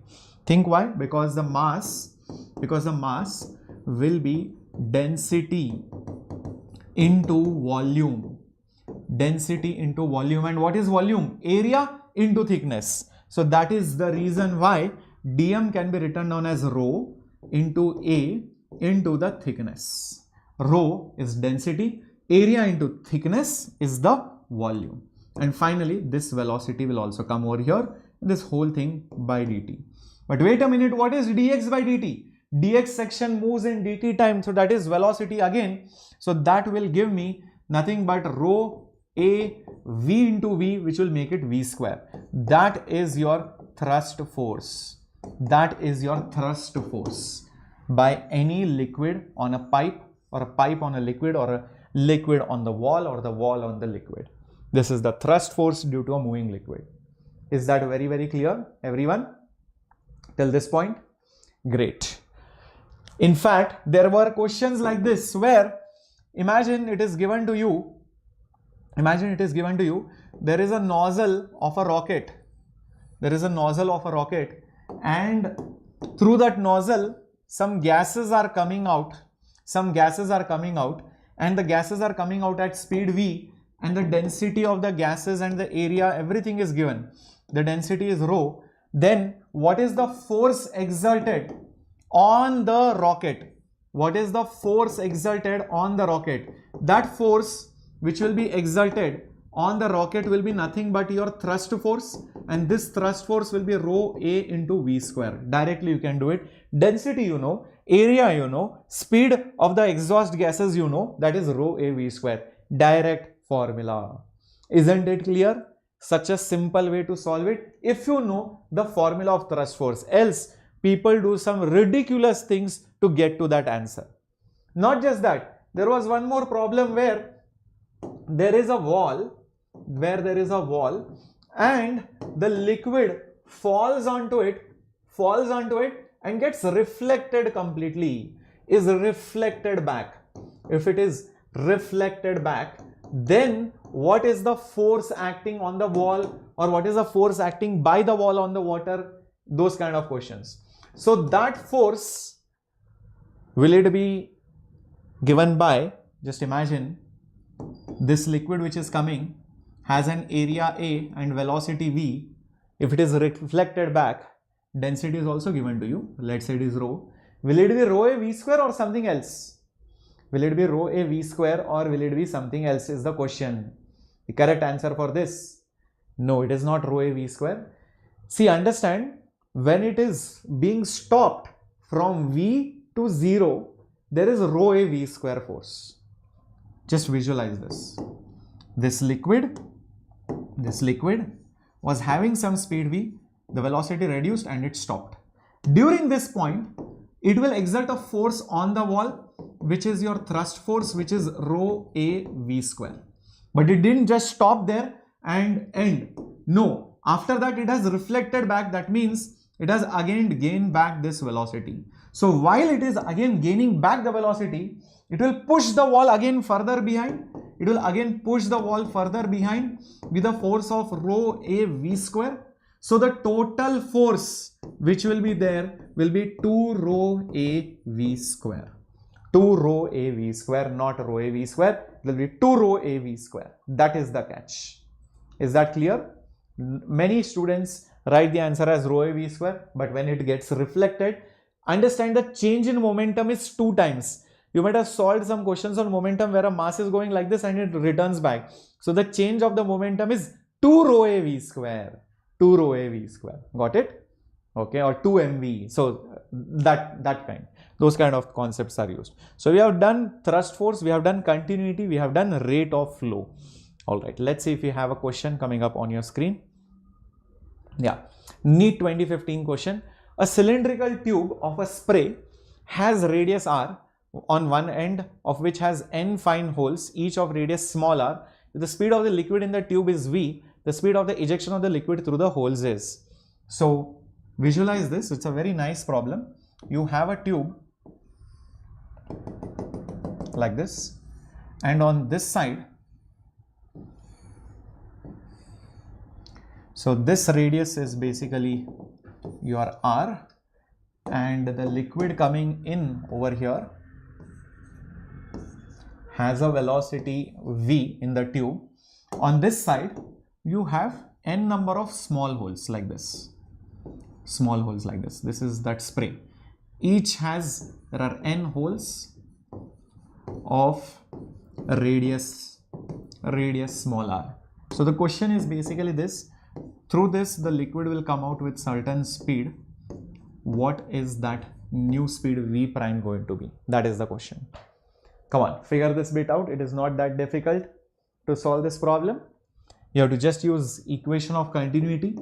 Whatever is the rate of water or liquid going in is the total rate of liquid coming out. The rate of liquid coming in is the area into speed. Area is pi r square. Speed is just v. Here, rate of liquid coming out.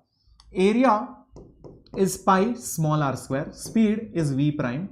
But not just one hole. There are many holes like that. So you multiply it with n. Multiply it with n because each hole will have this rate. With n, you multiply, you will get the total rate of flow. So pi will cancel. Pi will cancel.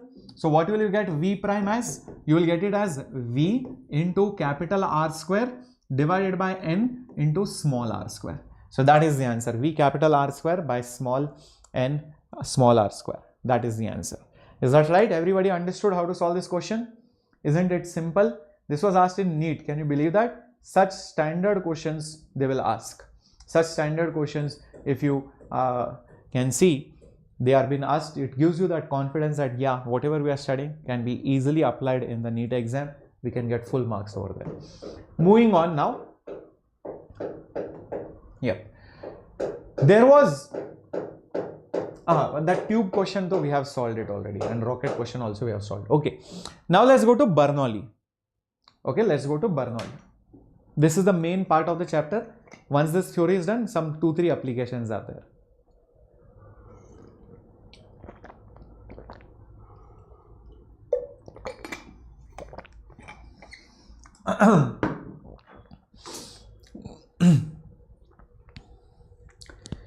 Now this Bernoulli's theorem is the main theorem which tells how will that speed change, how will the pressure change with height and other things.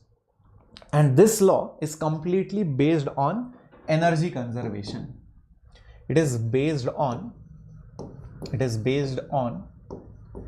energy conservation. And there are three terminologies in this. One is called as the kinetic energy per unit volume of a moving fluid. Then you have potential energy per unit volume of the moving fluid. Last thing, you have the external work which is done per unit volume of that fluid.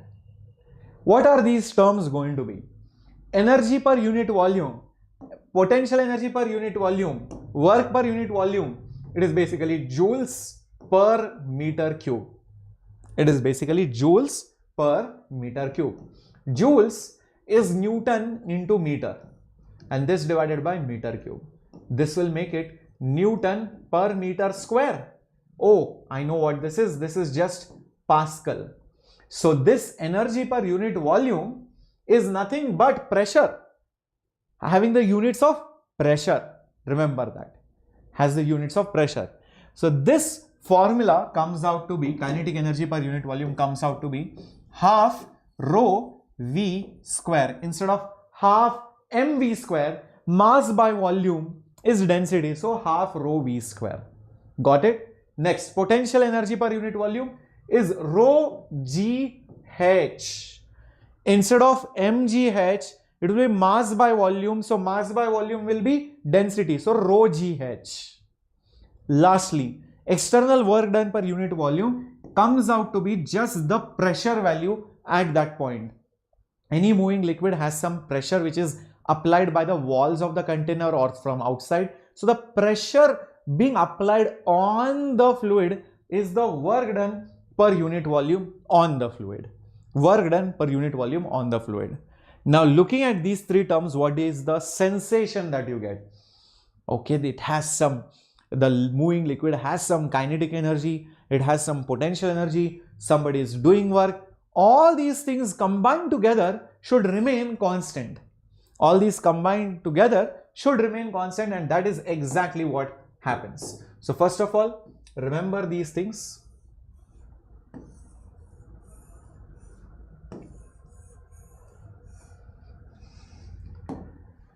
Okay. So in Bernoulli's principle, what happens is, if there is a pipe, it becomes narrow, it becomes wide, doesn't matter. Something is happening. The pipe might go up or go down. Okay, there might be some pressure in the fluid from this side, there might be pressure in the fluid from this side.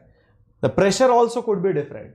It so happens that the pressure, right, which is the work done per unit volume, the work which is done per unit volume, plus kinetic energy per unit volume, plus the potential energy per unit volume, whether you take here, here, here, here, here or anywhere, this entire sum is the total energy or the total amount of energy which is there per unit volume. This remains constant. This remains constant. That means P plus half rho V square plus rho GH is constant. In fact, if you want to write it properly, you can also write P1 plus half rho V1 square plus rho GH1 will be P2 plus half rho V2 square plus rho GH2. You can write it like that also, but generally we love to keep it in a very simple form. Pressure plus half rho V square plus rho GH will be a constant. This is a simple way of writing the Bernoulli's principle, which is completely based out of energy conservation, and I have gave you a gist of the derivation also. Kinetic energy per unit volume, mass by volume is density. Mass by volume is density. Work done externally by the pressure force is the P value itself or the pressure value itself. You sum them up, the total energy remains constant. So P plus half rho V square plus rho GH is a constant. Great. Now, how is this principle so revolutionary? That is what we are going to talk about. What is so special about this Bernoulli's principle? Why is it so important? Let's take a simple example. And this example is of a dynamic lift of an aeroplane. This is the side part of the wing of an aeroplane. If you are not able to visualize, no issues. I'll just make you visualize it. This is the aeroplane, let's say, like this. And this is the wing of that aircraft, right? The wing will have certain shape over here. If you have seen carefully, the wing also has some shape. This cross section is what I am staring at, because as the plane goes in the front, the wind will come behind. Some of the wind will go from the top, some of the wind will go from below, like this. So there is some wind which will go like this from the top, some wind which will go from below. How does the wind look like? It looks like this. The wind goes from the top like this, wind goes from below here like this. The wind which goes from the top has to travel actually a larger distance. The wind which goes from the below has to travel a short distance. They end up meeting at the same point, or else there will be vacuum there. So because it has to travel longer distance in the same time, that means the speed will be, think about it. It has to travel long distance in the same time as this one. That means the speed will be high. Everybody understood this point? That means because it has to travel longer distance, the speed will be high. The one which has to travel shorter distance, the one from the below, has to travel shorter distance, small distance, so it can go aram se, slowly. So the speed is less. Now try to recollect your Bernoulli's principle, which was P plus rho GH plus half rho V square, which is a constant. H has not changed, height is roughly the same, so ignore this. This is basically a constant. This is just a constant, this one. So hence P plus half rho V square is a constant, correct? Now think of this. The one which has higher speed, won't it have lower pressure? And similarly, the one which has lower speed, won't that part have higher pressure? Think about it. So lower speed has higher pressure, correct? Lower speed has higher pressure, and higher speed has low pressure. This is interesting. Clearly now there is a pressure difference which has been created. So I can say P low plus half rho V max or V maximum square will be equal to P high plus half rho V min square. From this, if I subtract P high minus P low, P high minus P low, what will I get? I will get half rho common, and I will get V max minus V min square, right? V max square minus V min square. This is the pressure difference which has been created. The high pressure is there here, low pressure is there here, low pressure here, high pressure here. Think about it, my dear warriors. There is high force, high pressure here, there is low pressure from this side. So what will happen? The net will be in this direction. That is how the wing gets lifted up, just because of the velocity difference, nothing else. If you ever sat in an aeroplane and wondered why is that aeroplane flying, it's only because of Bernoulli's principle and this V max square minus V min square, which creates that pressure difference. In fact, if you call that pressure difference as delta P, then the force that you get, or basically that lift that you get, the lift lifting force that you get. The lifting force that you get will be the pressure into the area of the wing. Will be the lifting force into the area of the wing. As simple as that. Pressure into area is the force.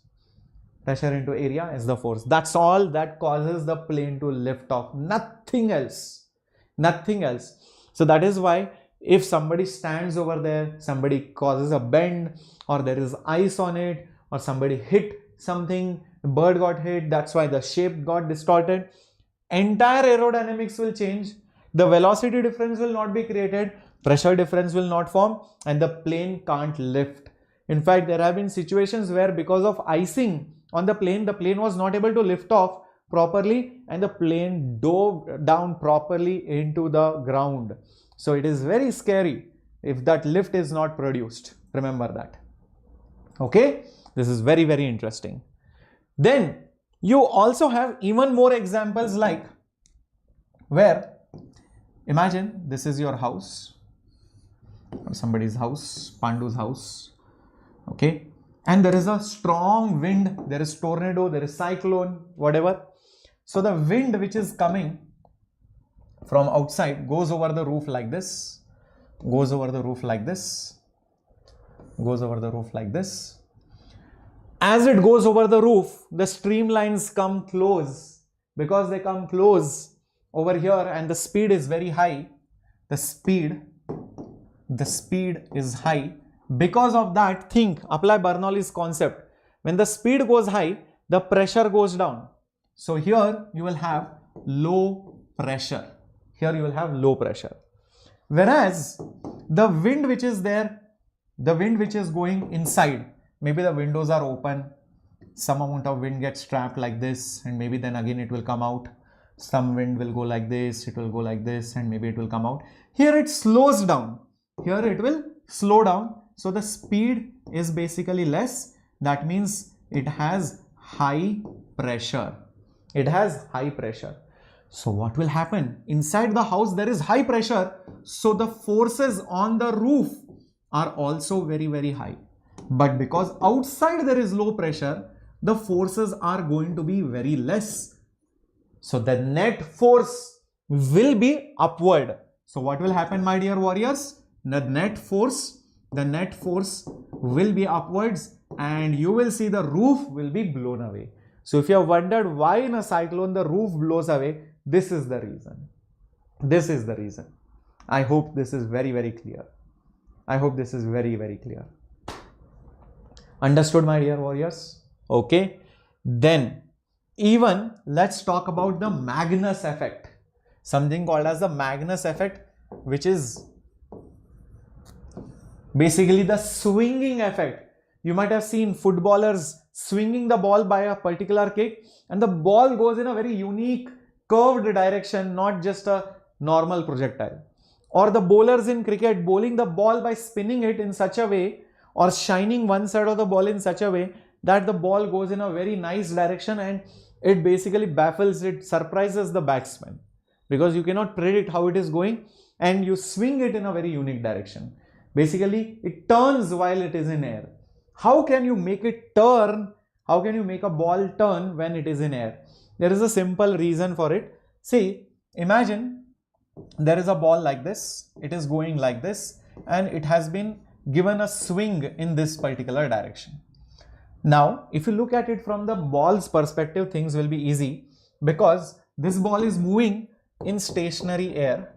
This ball feels like as if it is moving in stationary air. But if you sit on the ball's frame, if you sit on the frame of reference of the ball, things will be very, very obvious. As the ball goes front, the wind comes against it. The wind comes against it. So the wind will come like this, and the wind will come like this against it. But what happens next is very interesting. See, the ball is spinning. Do not forget that. The ball is spinning. As soon as the air molecules rub this surface or touch this surface, what will you see? This part, because it is going like this, it will help, it will push the air molecules to go faster. Because it is rolling like this, these molecules will obviously end up going little bit faster, will end up going little bit faster. Can I say that? So the speed will be higher. If speed is higher, that means the pressure is low over here. But the molecules which are on the top, because the the ball is rotating this way, the molecules are coming like this. Because of the friction, the speed will be reduced. So these molecules or this wind will go little bit slowly. This will be basically low speed. The speed is less. Speed is less means high pressure. High pressure. So high pressure from here creates a force this way. Low pressure from here creates a force like this. So the net force, where is it? Where is the net force, my dear warriors? So the net force is basically like this. This is the direction of the net force. Net force. And that's the reason why the net force being here, you will see that the ball goes in this particular path. So even though you have thrown it straight, you will see it will turn in particular direction. This is called as the Magnus effect. This is called as the Magnus effect. Is that very, very clear? Many people do not know this. In fact, there are even more applications of Bernoulli's principles. And one is called as an atomizer or your perfume spray. In the olden days, how it used to work. So basically there is a tube like this, and let's say there is a container like this, and what happens is there is a cylinder and there is a piston like this.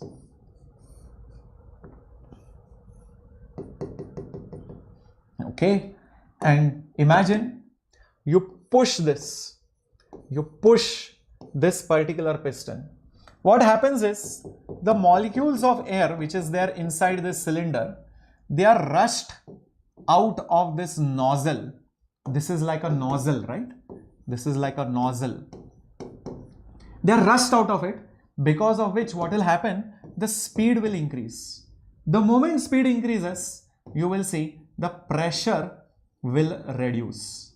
The moment there is low pressure over here, you will see that if there is some liquid over here, if there is some liquid over here and this straw goes inside the liquid, it's as if somebody is trying to sip.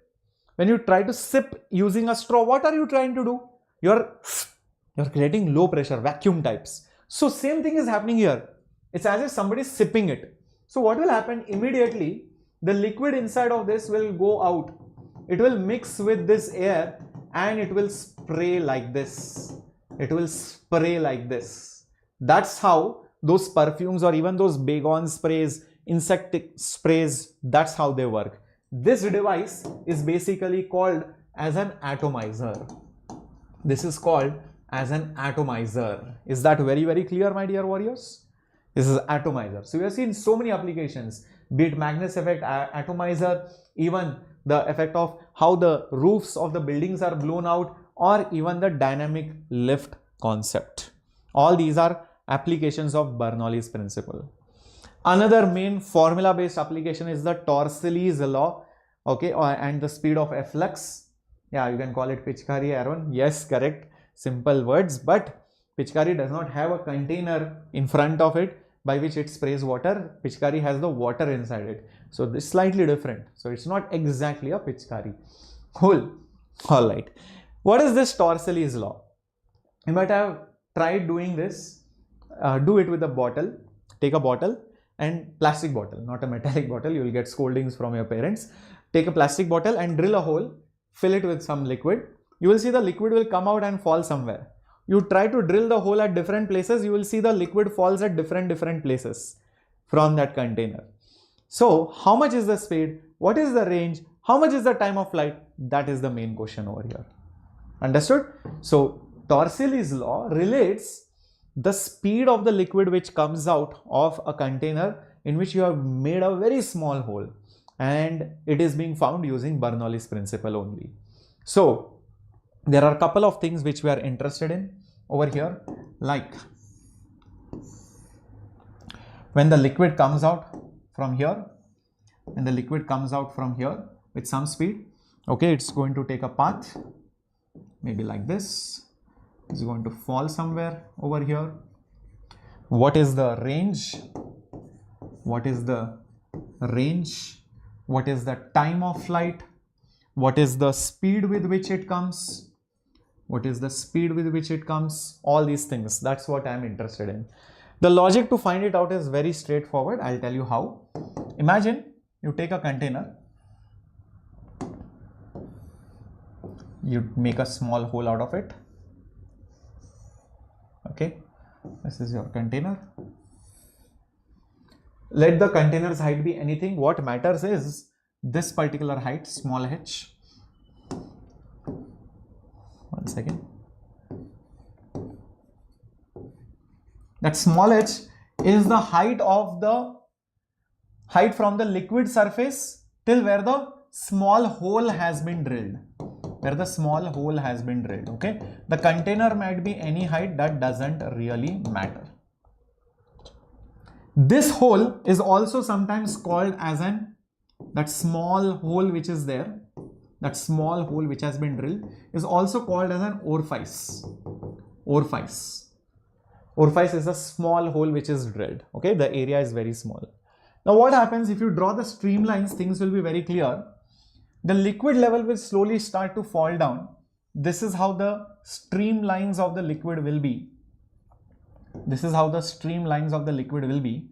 So you can think of a big cross section over here and then a small cross section over here. These are the two sections of the pipe across which I will apply Bernoulli's principle. I will also choose this as my reference line. This as my reference line to measure the heights. Because remember, Bernoulli's principle, if you remember it, it has height also in it. Do not forget that. It also has height in it. It has height in it. All these heights are measured from some level, just like you measure potential energy. So that is what we have done. Okay. Now this area is very large. This area is very small. Let's say I call this particular area as capital A. Let's say I call this area as small a. Now if I think about it carefully, the liquid which comes out over here will come out at a really good speed because the hole is very small, but this speed will be very less. This speed, the speed with which the liquid level goes down, let's say I call it as U, will be very small. I'll tell you why also. If I use continuity equation, what happens? Area into speed, area of cross section into speed with which the liquid level is coming down will be small a into V. Now because this small a is very small, this V will be very large, and because this a is very large, this speed will be very small. So this U is negligible. Is that concept understood? Is that concept understood, my dear warriors? Why that U is negligible? Very good. Now comes the next part. Let's apply Bernoulli's principle and see what happens. If you notice over here, at this point, there is atmospheric pressure. There is basically atmospheric pressure. Even at this point, if you notice, there is nothing but atmospheric pressure P naught. So let's apply Bernoulli's principle. P naught plus half rho U square plus rho G H. This cross section is at a height small h. So plus rho G small h is equal to, at this point the pressure is P naught. Kinetic energy per unit volume is half rho V square and height is just 0 because you are taking this only as a reference. This cross section is at no height, 0 height. Now P naught gets cancelled. So I'll be left with half rho U square plus rho GH is equal to half rho V square.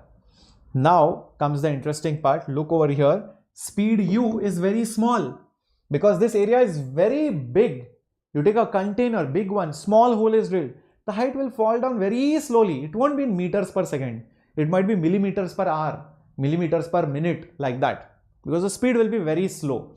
So that is why won't this term be basically negligible? You can neglect this particular term. So the only term which is left is rho GH is equal to half rho V square. That means rho cancels. How much will be V? Won't it be root of 2GH? Won't it be root of 2GH, my dear warriors? Is that clear? This is also called as the speed of efflux. This is called as the speed of efflux. Keep this in mind. Clear, everyone? Yeah, you are very late to the class, but hopefully you will watch the replay. Very nice. Now, the next part, the time of flight and the range. That is very straightforward because this looks like a horizontal projectile or a projectile from a hill. The trajectory like this looks like projectile from a hill, and this is motion in 2D, which you have learned.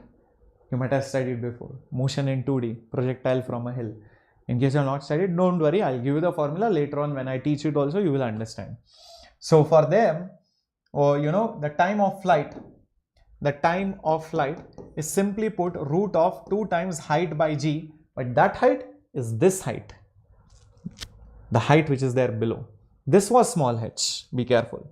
So understand the difference. This was small h, which I have even marked over here. This was small h. This is not small h. I can call it maybe h prime or h1 or whatever you want to call it. This is h1. So it is root of 2 h1 by g, the height which is there from the orifice to the ground. And the range, remember, is always the horizontal velocity multiplied by the time of flight. The time of flight, exactly. So you will see the horizontal velocity was root of 2gh, was root of 2gh. The time of flight will be root of 2h1 by g. G cancels, 2 comes outside, it will become 2 again, root of 4 is 2. So 2 root h1. 2 root h1 is the answer. Okay, again very, very important formula. 2 root of h1 is the final formula for the range. Keep these things in mind. Everyone clear? Now I will tell you one very interesting thing over here. I'll tell you one very, very interesting thing over here. Imagine this is the container. This is the ground. And the level of the liquid is filled till here.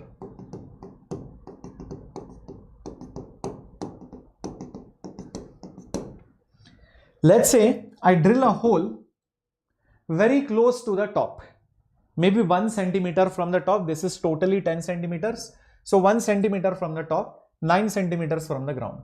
The speed will depend only on this side. The speed will be very less, but it will fall for a long time. So maybe the liquid falls over here. Just giving an example.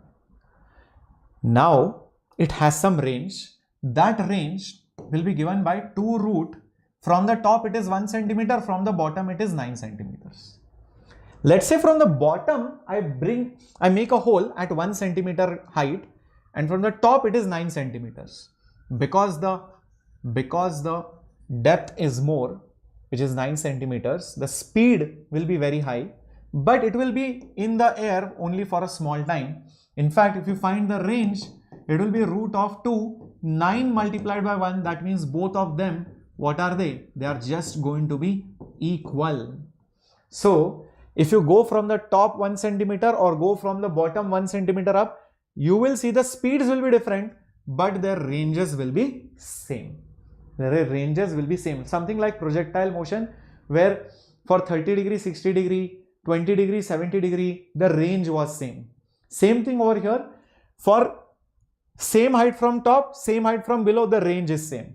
If you try out some different height, let's say 3 centimeters below, here the speed might be slightly more. Maybe it might fall over here. 3 centimeters from bottom, the speed will be much higher. So maybe the speed might be slightly more than this, but it will compensate because it will be in the air for a smaller amount of time. And it will so happen that exactly at the middle, you will see that it will go the farthest. It will have maximum range.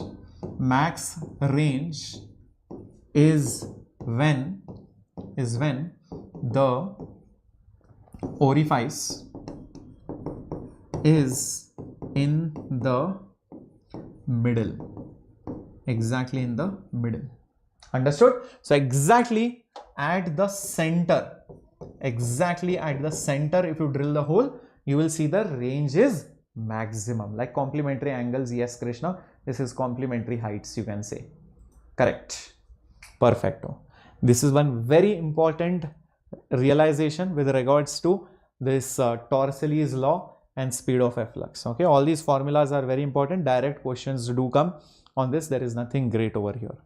Let's go to Venturi meter and some problems. Okay, Venturi meter, that is the last theory point, and then we'll go to problems. Okay, cool. Ready for the chapter to be done, everyone?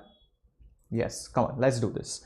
So Venturi meter, what is this Venturi meter? This is a device used to measure, it is used to measure the speed of the flow. Let's say there is a big pipe which is coming from the dam to the city or to your township or to your society. The municipal corporation will have this Venturi meter installed at different places because they need to know whether the water or that liquid is flowing properly or not. If the speed is less, then they will have to understand, okay, there is some blockage or some problem, and they will come and rectify those problems. So this Venturi meter is there everywhere in your city. It's just that maybe it is under the ground, or it is in a closed box, or maybe you have just not seen it properly. Maybe next time you see a pipe and a big box over it, think of it that there is a Venturi meter most likely inside that box. Okay, so big pipes, those big pipes which come from the dam or from the reservoir, on that there will be some big box like structure, and that is basically 90% of the times a Venturi meter to measure the speed. So how does it exactly measure the speed? So what happens is, you take a, let me just show you over here. Let's say there is a pipe like this which is broad, having some area A, okay. What you do is make that pipe deliberately become short, and again make it come back to its original shape and size.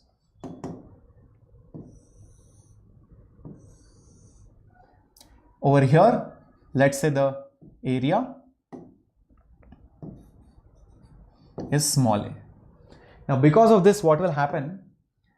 The liquid which is here will be moving slowly, because broad area, so slow speed. This will be slow. This will be slow speed. Let's say I call it V1. Here, because it is narrow, it will be moving really fast. Here it will be moving really fast. So this will be fast moving. This is, let's say, V2. I want to find V1. Remember that. I want to find how much is V1. V2 is not even given to me. I know this area. So what is done? You drill, you drill a small hole here and connect a manometer. Remember manometer? We discussed this in fluid statics. It is used to measure the pressure difference. The hole is very small, so all the water will go like this only. No water goes inside this or inside this. Inside the manometer, what you do is you use, let's say, mercury or some other liquid, doesn't matter. Some liquid is there, and you leave it to settle down. Because this is slow, this is fast, you will see the pressure will be different. In fact, you will see, because it is slow, that means the pressure will be high, Here, because it is fast, the pressure will be low. Low pressure here, high pressure here. High pressure means it will force the liquid inside the manometer to go down. The liquid will go down. Low pressure, it will suck it up. So the liquid will go up in this part of the manometer. So it will look something like this. Okay, it will go up by a lot of amount. Here it will hardly go up by any amount. Do you see that, everybody with me on this? Understanding this part? Great. Now you will quickly see that there is a height difference here. From that height difference, you can measure the pressure difference. From that height difference, you can measure the pressure difference. How? Because I know P high minus P low is nothing but whatever density is there of this liquid. Let's say I call it sigma. So sigma G H. H I know, G I know, sigma I know. I can measure the pressure difference, delta P. I can measure the pressure difference. I can apply Bernoulli's principle and I can basically find the pressure difference even from that part. How? I'll show you. See this. On this side, P high plus half rho V1 square. There is no rho GH term here because height wise there is no change. Both these cross sections are at the same level. So there is no term as such. So I'll put 0 is equal to pressure low plus half rho V2 square plus 0. From this you will get P high minus low pressure is nothing but half rho V2 square minus V1 square. So this is nothing but your delta P is equal to half rho, same delta P which I wanted, half rho V2 square minus V1 square. But I told you before, I don't know V2. I want to get rid of V2. So I need to use continuity equation again. You will say A into V1 is small a into V2. Therefore, V2 will be A V1 by small a. So instead of V2, you put A square V1 square by small a square, because I am squared it, minus V1 square. So this will become half rho V1 square is common, A square by small a square minus 1, A square by small a square minus 1. But wait a minute, delta P is sigma GH. So I'll put sigma GH over here. Do I know sigma? Yes. Do I know G? Yes. Did I measure the height? Yes. I took the reading. Half constant. Rho, I know the density of the liquid. V1, I will measure. How? A and A will be given to me. So A, rho, G, H, sigma, everything is given. You can find V1. Understood how to do this calculation? This is the calculation part for your Venturi meter. This is the calculation part for your Venturi meter. Keep this in mind. Great, great. So let's move on now to a fully loaded Boeing aircraft has some ton mass. This is there in NCERT. It's the total wing area is given in level flight. This much speed. Estimate the pressure difference between the upper and the lower surface. Estimate the fractional increase in the speed of the air on the upper surface of the wing relative to the lower surface. Density of air is given. This is completely based on this formula. Dynamic lift concept. Dynamic lift is pressure into area, difference into area, which is half rho V max minus V min square. That's all you need to do. That's all you need to do over here. So the lift over here, the dynamic lift over here, which is pressure difference into area.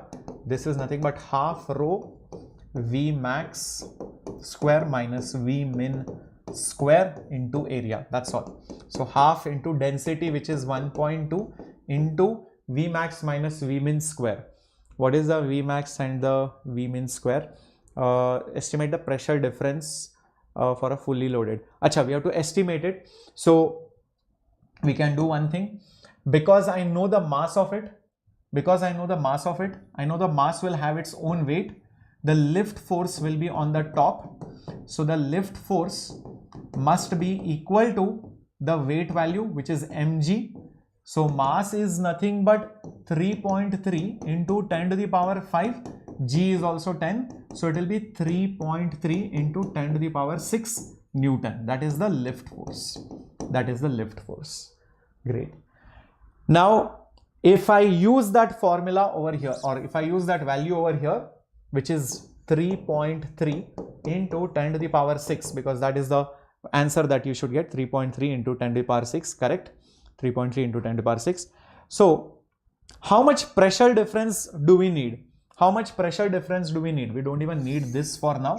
We don't even need this for now, as of now. So, 3.3 into 10 to the power 6 is equal to the pressure difference into the area. The area of the wing is 500. So that's it. Delta P will be 3.3 divided by 5 into 10 to the power 6 upon 10 to the power 2. So how much will delta P turn out to be? How much will delta P turn out to be? Come on. Think about it. 10 to the power 2, 10 to the power 6 cancels. 10 to the power 4, 3.3 divided by 5 should give you basically, I think, close to 0.64. So yes. So it should be close to around 6.4 into 10 to the power 6.4 into 10 to the power 3. 10 to the power 3. Otherwise, you will get 0.64 into 10 to the power 4. That's all. So this much Pascal is the pressure difference which is needed to lift off that plane. Lift will be equal to the weight, only then the plane will be able to maintain a level flight so that the net force is 0. So from the mg value, I got the lift. Lift force is pressure into area, I got the pressure. And last part is, what is the change fractional wise between the upper surface of the wing relative to the lower surface? If you know the pressure difference, you can also find the velocity difference. If you know the pressure difference, you can also find the velocity difference. Yes or no, my dear warriors? And how do you find the velocity difference? Well, what you can do is basically use the same relationship which I just told you. Delta P is half rho V square. This is nothing but delta P is half rho V square minus V square. What you do, this is A square minus B square. V2 square minus V1 square is looking like A square minus B square. So you write it as A minus B into A plus B. A minus B into A plus B. Why you do that? You will understand. The moment you write it as A minus B into A plus B, A plus B, A minus B, bring that 2 below this. Bring that 2 below the plus sign. A plus B by 2, and this is A minus B. That 2 has been brought here. What happens is very interesting. This is the average speed. V1 plus V2 by 2 is the average speed, or basically the speed of the aeroplane. Now you know the value of delta P, you know the value of density, you know the value of the speed of the aeroplane also. It is already given. How much is the speed? 960 kilometers per hour. You multiply it by 5 by 18, you will get the speed. From this, what do you get? The difference of the speeds. From this, what do you get? Difference of the speeds. So difference of the speeds, if you actually divide it with the actual speed of the aircraft, you will get the fractional increase in the speed. The fractional increase in the speed means how much is the change in velocity upon the actual velocity of the aircraft. That is what they are asking. If you want, you can multiply it by 100, you will get it in percentage. One speed is more, one speed is less. How much is the change? You divide it with the actual original speed of the aircraft. That variation upon the speed into 100 will give you the fractional change. That's all. I hope this is clear. Understood? This problem is there in your NCERT. Perfect. Let's see if you can solve this one more question. Wind with a speed of this much blows parallel to the roof of a house. This concept I explained you when I explained you how the roof of the house blows out. The area of the roof is this much meter square. Assuming the pressure inside the house is atmospheric pressure, the force exerted by the wind on the roof and the direction of the force will be.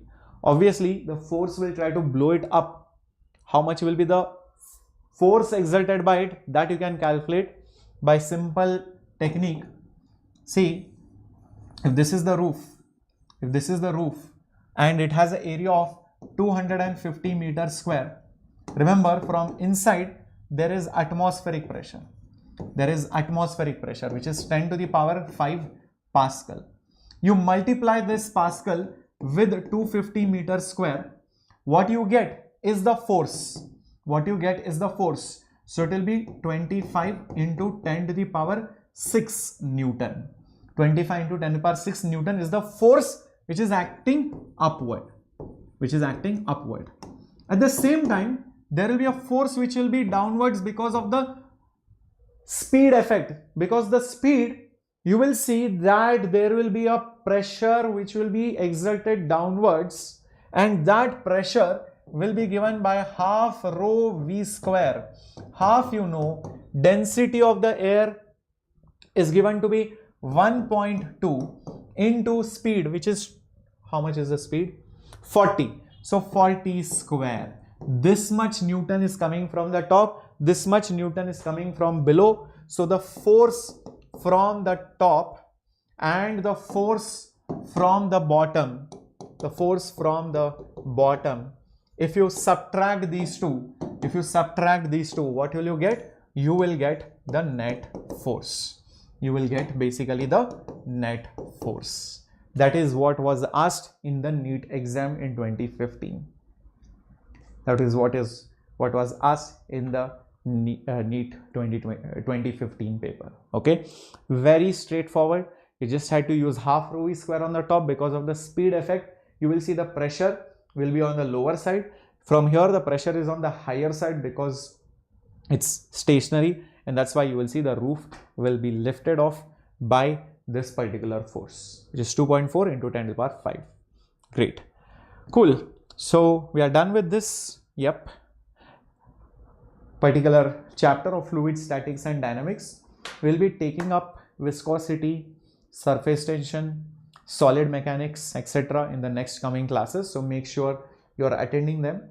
And if I don't see sufficient likes, comments, I don't see any need, I will feel that you guys are not serious. Then, you know, I feel that why are we wasting our time over here, right? So make sure you not only like, not only subscribe, not only comment, but also ensure your colleagues, your friends, your batchmates are also a part of it. Join the Telegram channel. That's where you will be getting the PDF and all the important resources and updates. Link is there down in the description box. There is also a magic sheet which is given, or basically your entire sheet which contains all the lectures with their PDFs, their details, PYQs, everything in one single place. So you don't even have to browse through YouTube at all. So check that sheet out, okay? And once you have watched this class, I want to see whether you really watched this class till the end by putting up fluids done in the comment section. Put it up in the comment section, fluids done, okay? And yes, thank you for liking and thank you for subscribing. So we're done with fluid statics and fluid dynamics. Viscosity, surface tension and elasticity concept, we'll do it in the later point. Okay, bye bye. Captain Shreyas signing off. Hasta la vista.